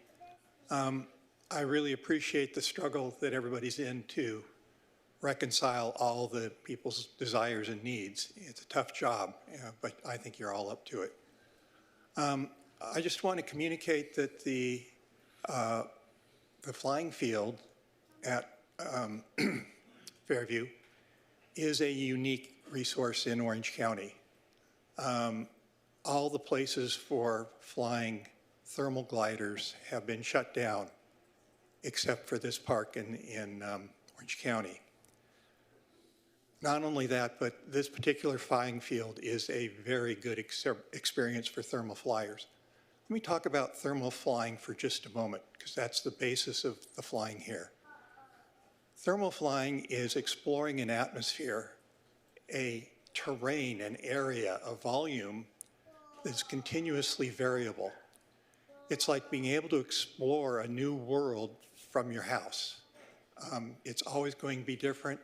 Some days are challenging, some days are not, but you have this opportunity to experience what the air above us feels like, the currents, the thermals, the turbulence, the dead air. It is an amazing experience to have the privilege of exploring this massive air up there. And it used to be in 1990 when I started the hobby, there were easily 12 places in Orange County you could fly thermal. This is it. There's no other place. And it is an ideal site. Very low risk to anything because it's pretty rural still. And it's valuable. People travel here to do it. And I'd hate to see it go away because it's a resource that I think is largely unrealized. And the ability to explore the air above us is absolutely amazing for people to explore, especially kids. So bear that in mind. Thank you very much for your time. Thank you. Yes. Hi, my name is Megan. Thank you for your patience with our little people. This is a big sit for them, but they're reaching the end of their time limit here. But I wanted to thank the ladies for your enthusiastic inclusion of the iNaturalist and just kind of that citizen science and that kind of Wikipedia-esque nature of how people engage with the park. I would say every public run weekend, maybe because I'm a little louder and a little quirkier, the moms and the families have opened up to me numerous times every single weekend. And they say, how come you guys, meaning the club, have not done something with this space? And I say, well, no, it's a park. And it's a park and we are not allowed, it's a nature preserve. But considering that comes from a place of almost criticism, it takes a lot of chutzpah to say something like that, right? To the people that you thought were in charge of this area, this park. And so it made me think that how many people are not saying something that if I'm getting several people saying we want more, we want to see more, we want more nature, we want to see more animals, we want to see things planted, because the black mustard is kind of, it's brown, it's mowed down on our side of the park. And the other side has been restored to some extent and has a much more aesthetic beauty to it that, there's some public there's some public, expression that they would like more. And to your point that, finding a way for both clubs and for the entire community, the whole club and the city to figure out a way to make this club, the park beautiful and to restore it, that everybody wins in it in some point would be miraculous. We get thousands of people coming to ride trains for free, but I think a beautiful park will get them to stay and to utilize the park when there are no trains running on a Tuesday because they liked what they saw on a Saturday. Thank you.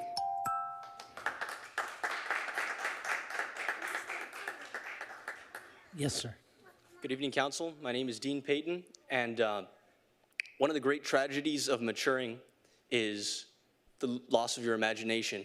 And I just want to say that getting into RC, my first plane when I was 9 years old, and for me to be here 10 years later still doing the same hobby, to be able to express myself, it gives me a place so that I haven't lost my imagination.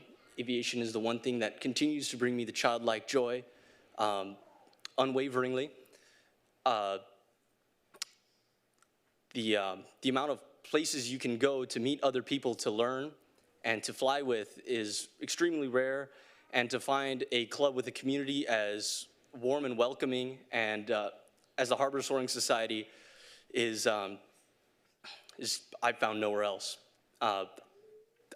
The amount of community outreach they've done in the times I've gone, with offering people who remind me of young me looking at planes and wanting to fly and giving them the chance to actually fly and inspiring them to, be in the aviation industry or to be a pilot when they get older. As someone like me who I am a first year at Cal Poly Pomona studying manufacturing engineering, this gives me a place to practice and to network and to hone my skills for things that I'm going to need when I'm older and I'm in a workplace. I've made friends with Matt, John, Scott, and I like to help the people that were just like me, and I love to learn from the people that have been doing this for a lot longer than me and to do this. And I think we do a great job of the community outreach, of conserving the land, and I think to take that away from the youth and to take that away from people, it's a really sad thing to do, because you're taking away their expressive abilities, and it's hard to keep that imagination up. So I hope you take what I say into consideration, and that you guys have a great rest of your night. Thank you. Thank you. Yes, sir. City council members and staff, I'm Greg Stone, one of the vice presidents of the Academy of Model Aeronautics, local resident, and also this is the oversight body for model aviation in the U.S. Please note, there are flying fields throughout the country in city parks, county parks, BLM land, Forest Service land, and all have been coexisting with the communities, nature, and wildlife everywhere they operate. We work with people from as young as 5 to over 90 who enjoy model aviation, some who have retired from careers in technology and aerospace, some who are current commercial pilots, private pilots, some who are currently working in aerospace and defense, like SpaceX, Northrop, and right here in your own backyard at Anduril. Many of them ended up with this interest and in these careers from an involvement at a local flying field or from one of the many educational or outreach programs at the flying fields or at local schools and through large-scale educational programs like here at Imaginology. With all this in mind, I want to ask you seriously consider retaining the valuable resource you have with Harbor Soaring Society at Fairview Park, where we've been actively flying model aircraft for over 60 years. Thank you.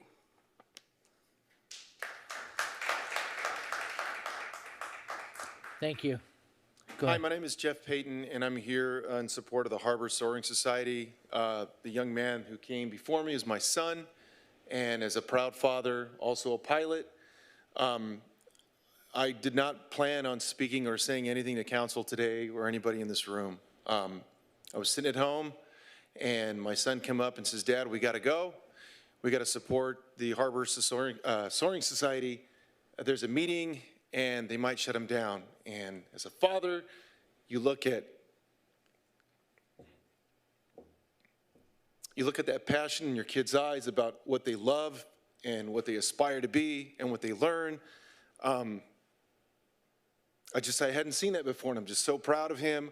I'm so proud of all the folks here from the railroad, from Model Railroad Club and the Harbor Soaring Society, as well as the folks that are interested in moving forward in taking care of the environment and what we have there as far as a resource. But I got to tell you, as a dad, and as somebody who used to fly model aircraft, I got to tell you, it's an awesome hobby. It's safe. It's not meant to be intrusive, especially gliders. There's no noise.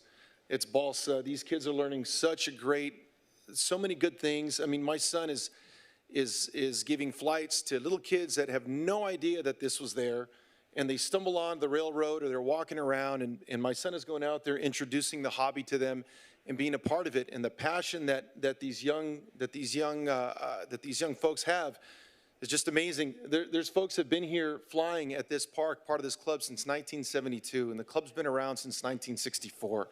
And as a lot of folks have said, please don't shut them down. This is a very unique place. I used to come around here as a young man to watch these gliders, and it's part of where I learned to fly. These places aren't around anymore, and if there's anything that the council can do just to make some common sense decisions to just keep everybody together and just offer this unique space to everyone. It's going to be a very tough decision. You guys are going to have to make a lot of tough decisions here, but please do what you possibly can to just not take any of this away from anybody and just try to come to some kind of decisions where everybody could just live together under common sense and enjoy your beautiful park and the beautiful outdoors. So thank you very much for your time.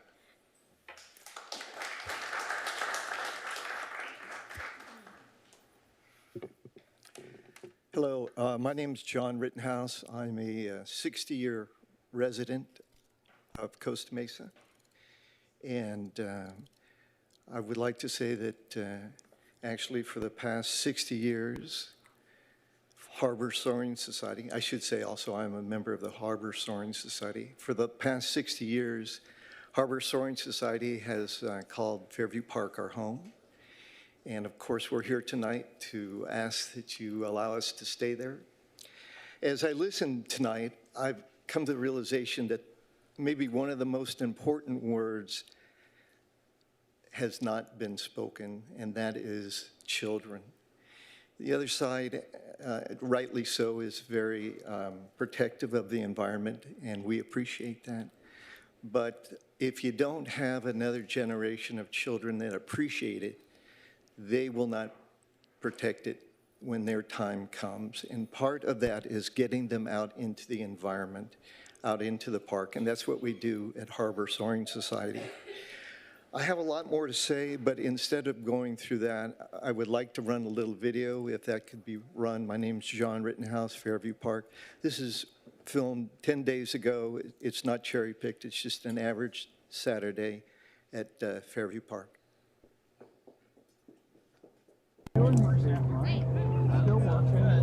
Yo, wait. Like, that's what they envisioned, I think. But the amount of people actually doing that at this point. I got you. You want me out there? Yeah. Not a lot. Most people don't worry too much about up and down. More right and left. All right? Ready? You've got it. Now do a right turn. So to your right. Yep. There you go. Yep. Airplane. You gotta watch the plane while you're doing it. All right. It's gonna react. Okay. You know your right and left. It's time to practice. All right. Okay, let's do the right turn. Can you see the plane? Yep, that's right. A little bit of right. A little more right. They're flying with Casper. A little left. Left. I got it. So you're gonna try to go away from the bird. Okay, ready? I'm gonna give it back Launching. to you. See the airplane? Okay, you have it. Okay. You do a right turn. All right, your plane. And watch what the plane does. See if it's in a thermal. You'll see the plane, it'll kind of shake, funny things. See? See how the tail's going up like that? The plane's going up, but the tail's up. It's a sign you're in a thermal. So you just do circles in there, and you can gain altitude. There you go. Push down a little bit. Beautiful. Look at that bird. See it way up there? Oh! That's an optical illusion. They're really far apart. Yeah, but it never fails to trip me up. All right. Dude, you're way up there. There we go.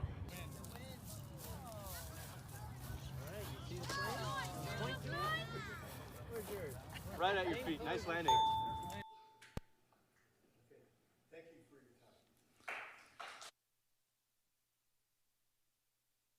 Thanks for the video. Yes, Jim. Hold on one second. We got it? Yeah. Do we have it? We got it. Okay. Good evening. Name is Jim Erickson. I'm a 41-year-old resident of the city. I've been here my whole life. I could talk to you ad nauseum about my experience with Fairview Park. It actually started at a park across the street, or which I should really say is across the city. When I was a kid, Castaways was just Castaways, and I could ride my bike there and I could watch gliders fly. Place is covered with expensive homes and a baseball field now. So I can speak personally to that loss of habitat, if you will, for human interaction with nature. As a kid, I could ride the Castaways, and as an adult raising kids, they can ride to Fairview. If you want proof, look at the front page of the active transportation plan for Costa Mesa. It's my family riding their bikes through Fairview Park. And I can tell you about how all the uses we've been hearing tonight are appropriate. They're ensconced in the Measure AA paperwork, and they should be supported. But rather, I'd really like to implore you to consider critically the issues as we move forward. I look at all the various uses of Fairview Park in the sensitive habitat they have to coincide with and they have to interact with. And I would ask you to look at all those uses in Fairview Park critically. I must publicly observe that the OC parks and the California state park systems don't allow dogs anywhere near sensitive habitat, on leash or not. I think that's an interesting precedent. I'd wonder what the consultants think about that for our precious Fairview Park. I would look at issues like that. I would look at all uses. I would look at iNaturalist. And what if I found an endangered species while watching my son's baseball game at Tewinkle Park? What precedent that might set. I would look forward to, again, future generations using the park as it's been intended, as it's been stewarded for so long. That's a great word. I think all user groups, with rare exception, have stewarded the park well. There's a bad apple in every barrel, but to adjudicate and make plans just because of those is unfair and doesn't do the future generations well at all. So I'd leave you with that. Thanks. Thank you, Jim. Yes. Hi, my name's Maxwell. I wanted to bring to the attention the folks that are coming to these clubs. This is where the attention's coming to. These clubs are bringing people from all sorts of different cities and showing the park what it is, and involving these clubs to get involved with the park is how we coexist. These clubs are wanting to keep the park so they can keep playing, and having both of them work together to see all these people enjoy the trains, enjoy flying, enjoy the park, riding around. I mean, I understand the e-bikes can be a little dangerous, but the more education we bring out to all these different people, keeping parks alive, it's where we go. You can't, there's no way to instill that with that many people without having a park to go to. This is, I mean, I don't understand how we can't coexist sometimes, and these parks are where this happens. You have different clubs all working together, trying to preserve nature. And I think as we go forward, we should really keep involving these clubs to keep our nature as it is. Thanks. Thank you.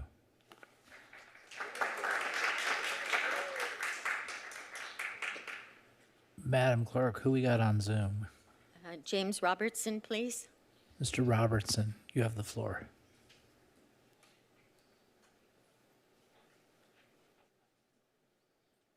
Hello. Hello. My name is James Robertson, and I'm here to speak in support of the Harbor Soaring Society flying field and to advocate for it to have a place in the Fairview Park Master Plan.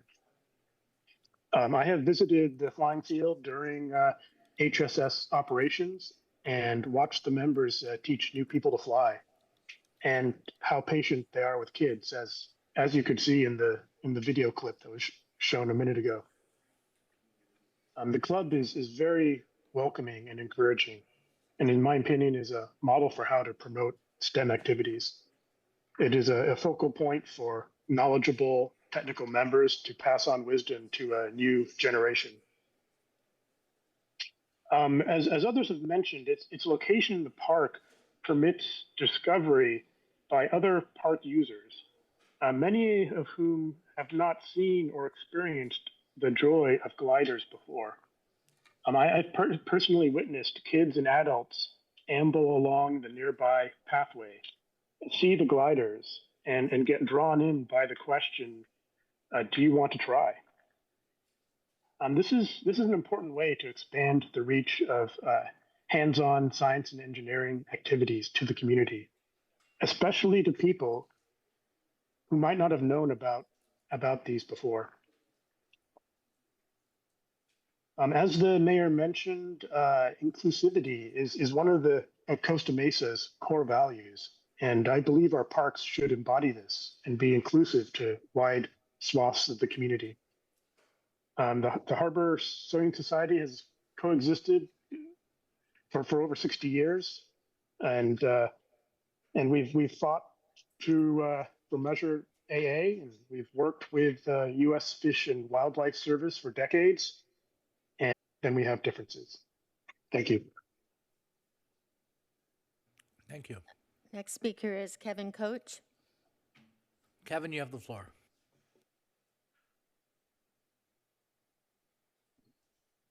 Thank you, Mayor, City Council members, and staff. I support the Harbor Soaring Society and keeping the gliders flying in Fairview Park. How wonderful. I'm a Costa Mesa resident for many years. I've been a weekly visitor of Fairview Park since 2000, Y2K, if people still call it that. That's been 25 years. I believe HSS can coexist in Fairview Park with the model railroad and the bicycles and the dog walkers and all the people that love Fairview Park as I do. I do support the Harbor Soaring Society. Thank you for your time tonight. Next speaker is Caleb, please. Caleb, you have the floor. Hello, my name is Caleb Hall. I'm a 14-year-old who currently goes to Estancia High School. I've been going to the flying field since I was 7 and been a member of HSS for over 2 years. I remember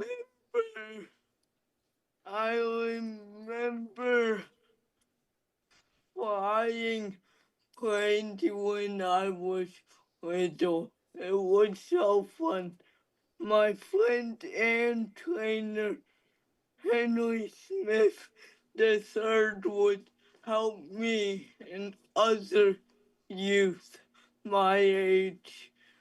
Since now, Matt Garcia, the president of HSS, helped kids my age by flying, teaching them how to fly, and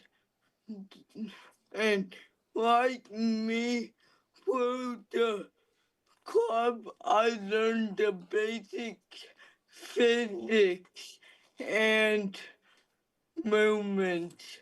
I learned thermals. I also learned lift, drag, and elevators.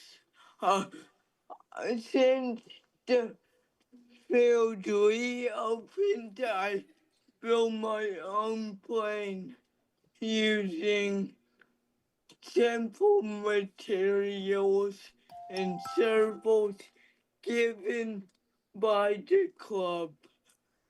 I want to be an engineer, and the club will definitely impact me on my journey. If it can help me, which it's been for 7 years now, it can help anyone my age. Thank you for keeping the field open, and have a good night. Thank you, Caleb. The next speaker is phone number ending in 714, please. 714, you have the floor.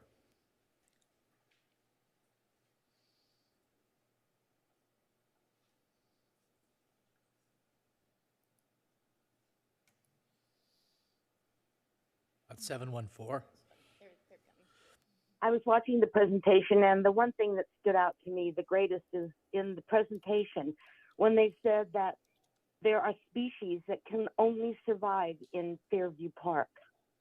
Now, if that's true, and I believe it is because you've paid the experts to find that information out, but the gliders, they can go other places. They have an option. That species doesn't have an option.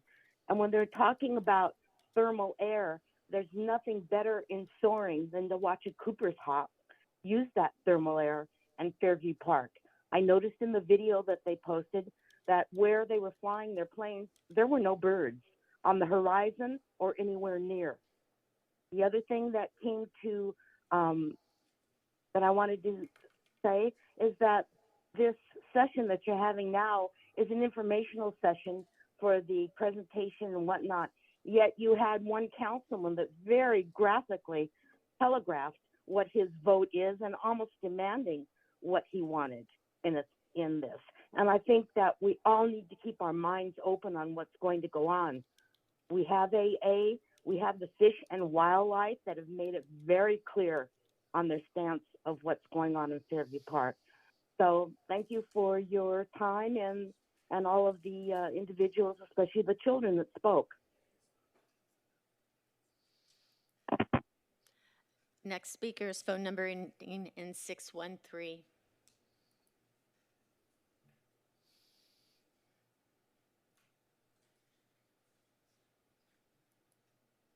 You have the floor. Yeah, hi.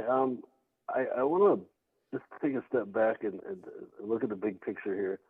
Here we have a sensitive habitat that's still existing. As I've watched this hearing tonight, I'm actually very impressed that the fairy shrimp is still here, and maybe they're not so sensitive. Maybe they're pretty resilient. If I'm not mistaken, they are related to the sea monkey, where you would actually order them from a book and then add water to the packet and they'd come back to life. So they are a pretty resilient creature from what I remember being a kid.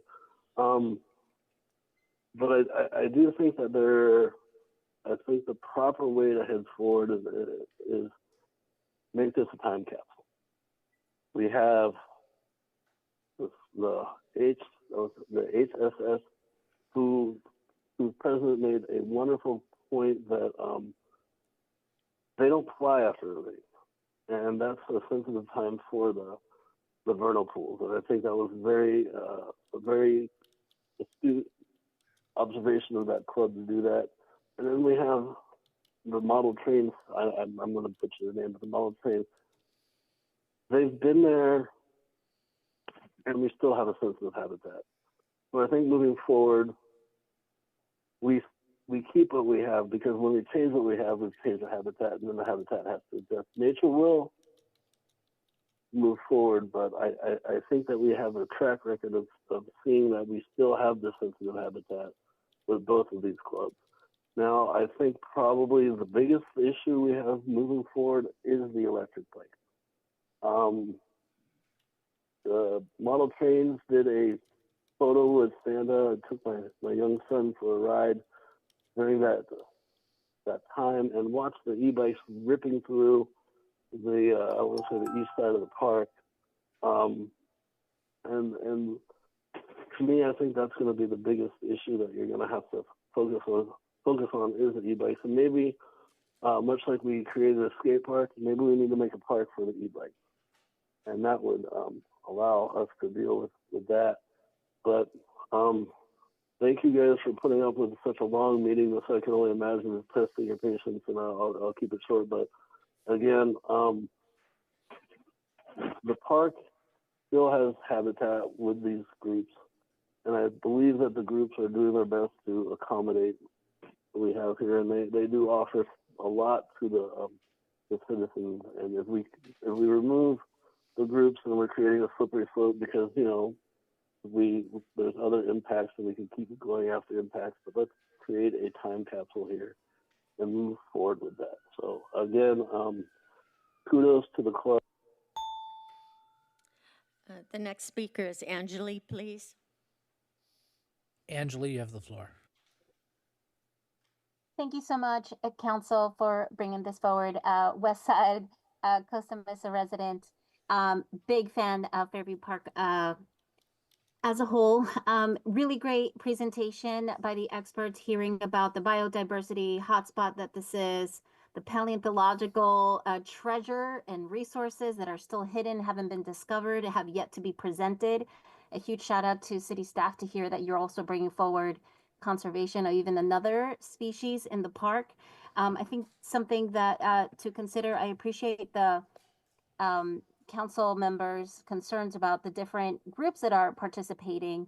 And one of the differences that I saw in today's presentations is with the model trains, really the goal there is to, when you ride one of those, like they said, is to be exposed to the nature and really open up your eyes of what's really available there. But that unfortunately is in contrast of the conservation efforts, Harbor Society is in complete conflict of the conservation that we're trying to establish here, that you invested in significantly in having these experts come out and tell you everything that's available and still yet to be uncovered, right? There is unfortunate documentation that I'm sure Fairview Park Alliance can show you, that when there are evidence of retrievals that wind up trampling on the space. I personally was there when they were clearing out the fly field and the disruption that it created to all the what is it, around 220 birds that are in the area. It was really great to hear that HHS has a partnership with Imaginology. Again, this is not an effort against the great exposure that it's bringing to the kids, but find alternatives. Right? You were at Imaginology, maybe a partnership with with the fairgrounds. There's the manicured grass maybe that could be moved over, maybe moved over to a section where the trains are. So just again, continue to work towards, like you said, planning for the future, maintaining the conservation of this very unique, sensitive resource. As a limited resource, planes can continue to happen everywhere else. This is the only place that Costa Mesa has that's this special. Cynthia McDonald, please. Cynthia, you have the floor. Good evening again, Mr. Mayor and council members. Thank you to staff and the consultants for their excellent presentation and answers to the council's questions. It's critical that the council understand that Fairview Park is incredibly unique and why it is so important to protect, preserve, and restore the property and to adopt the updated master plan. There's been a lot of restoration work in the park, and we're seeing great results in the efforts of the groups working there. The park is more enjoyable since that work and the restoration work done by Mother Nature during the pandemic when the park was restricted. However, you will note that of all the groups active in the park, all but one of them is either restoring, protecting, or preserving the land, the plants, the animals, and the vernal pools. That exception is the Harbor Soaring Society.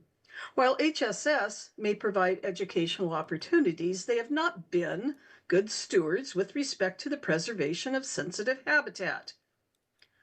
The impacts of HSS's mowing and grading activities have been just as damaging as Steve Mensinger's DG Trail. The grading damaged the watershed of the vernal pools, possibly irreparably, and HSS has never shown a bit of remorse for the damage it has done. Natural habitat, such as Fairview Park, isn't a requirement for providing aviation education. To my knowledge, there are no other flying clubs in Orange County that operate in public parks. There are other locations, but not in public parks. Why is that? Education could happen at the fairgrounds, school playing fields, and so on. Costa Mesa was laid out in a unique pattern so that the breeze off the ocean flows through the town. Off of Fairview Park, onto the golf course, onto Fairview Developmental Center, and onto the fairgrounds. So the wind in Fairview Park isn't unique. With respect to the vernal pools, my kids attended the Waldorf School when it was in East Bluff. It was a particularly wet winter when we lost the least, and we were offered the Marion Parsons School as an alternative. I remember well walking through Fairview Park and experiencing the overflow of the vernal pools into the parking lot of the school. And I'm happy to give Mr. Gameros a tour and show him exactly where the water would flow before HSS altered it by grading. I think it is great that HSS educates kids and gets them involved in aviation, but Fairview Park just isn't the location for their activities. Please find another location for HSS and proceed with the update of the master plan. Thank you. Next speaker is Dan, please. Dan, you have the floor. Hi, Dan Vazanalek here. My son spoke earlier. He's a member of HSS, and I used to be a member. And I think my son is a fourth generation. My grandfather flew there, my uncle, and myself and my son. It's a great opportunity, and there's been a lot of great points made by everybody that's spoken, right? Your consultants have done a great job assessing, and I feel that it's important to to coexist, right? There's been a lot of discussion about, HSS. I just heard the previous speaker talk about grading. If you drive out to the site, walk up the site, which I know many of you have, the angle and elevation of the field is the same as all of the surrounding area. So I don't recall of any grading, but regardless, I think it's important to have something like that in our community. HSS has been working in the community. They have been helping out, pulling invasive species plants, in partnership with the city. They're a great partner. They're a good steward of the park, and they've been since 1964, and hope to continue to. I also want to note, and I don't think it's been talked much, but their use has been degraded, in the last 15 years quite a bit. When I was a kid, they used to fly gas, then there was electric, there was slope, and people were able to fly from, sun up to sundown. Now they're restricted to 2 days, per month, assuming that it's not wet out. If it's rain, right, those days get canceled. And so their use has not expanded. It's been diminished greatly. And they've worked through that in partnership with the city, and in order to help, alleviate any potential concerns, and in coordination with the biologists that you guys have hired. That's my only point. Thank you. No further speakers, Mr. Mayor. Are you sure? Do we not have anybody on the phone or anything? We're good? All right. All right. Okay, so do any council members have any parting shots? Let's go with Councilmember Pettis and then Councilmember Reynolds. So this is my second meeting here on the council, and I get a sense this counts for 2 meetings. This is a contentious issue, I can see, and apparently you have to throw hands up here if you want to speak. That's okay, we can do that too. Hey, listen, I've been a hunter, and before you clutch your pearls for a long time. As a kid, I used to go to hunting with my grandpa out in Texas, and haven't done it in a long time. But before, when people would hear that, oh my gosh, you're a hunter, but really I'm the biggest conservationist you would ever know through hunting. And I really care about the environment, but I also like hunting. My point here is that I joined this council and I'm part of this deal because of community, and that's the most important thing, is being part of the process. And we don't do it on one side gets one thing and the other side gets nothing. What I'm hearing, just as an observation, when listening to the presentation, and I know the presentation was done as a consultation with some experts, this also included the public comments. I'm hearing on one side, we don't like what you're doing, get out. And on the other side, we want to continue doing what we're doing, and we're willing to listen and participate in the process. I'm not taking a point or a side either way right now, but I am leaning toward not supporting this whole thing if we can't figure out how to come together and not be all or nothing on one side. I think there's definitely an opportunity for us to come together as a city and make it happen for HSS and the railroads. Trains and planes, I'm going to call them trains and planes. I think they do great things, and I want to see them be here forever. I also want to see us preserve the wildlife, the vernal pools, and the ecosystem. I think we can do both, and I will vote for it if we can get there. Thank you. Councilmember Reynolds? Yeah, I just wanted to thank the public for all of the input. I know we all really appreciate the input, lots of different perspectives. It's always extra special, especially to hear from our young residents and rising leaders. And I appreciate the comments, appreciating the challenge that we have in front of us when we get all of this information. My two requests for staff and the MIG team is make sure that we have enough time to read that report that I think I heard might be 200 pages. So make sure that we have enough time to digest all of that information before we do the vote. And let's please make sure that our webpage, the Fairview Park webpage on our city website, is up to date with tonight's information and with that report when it's available. Thanks. All right, my parting shot is simply this. I have been out and I've seen HHS fly a few times. I'm going to make an effort to do it again before I take any significant vote. while I'm not, I just would encourage my other council members to do the same thing, and also for staff to arrange any hearings to give the council members the opportunity to do that, to go out and see if they haven't already. Many of them have, I'm sure, but some maybe haven't. And by the same token, I do, I'm going to say expect our consultants to do the same thing. Okay? That's all I have to say. Sorry, Mr. Mayor, I had some parting shots for your parting shots. My Oh, you know, apologies. the mayor does the last parting shots. I want to apologize. I wasn't quick enough. No, I really want to just reiterate kind of the point that was made by Councilmember Pettis about the approach you want to take on this, right? One of the things that stuck out to me the most in all these comments was kind of the love that everyone has for this shared space, the memories everyone has, and the only thing I want us to remember moving forward is I think the whole council wants everyone to stay in the park. It might be tweaking how we stay. It might not, I don't know yet, but I just think if all of us come forth with this in a common sense way and in a way where we're trying to be collaborative and not confrontational, we can solve this problem. Fairview Park has been needing to be defined for a long time. This is not news to me.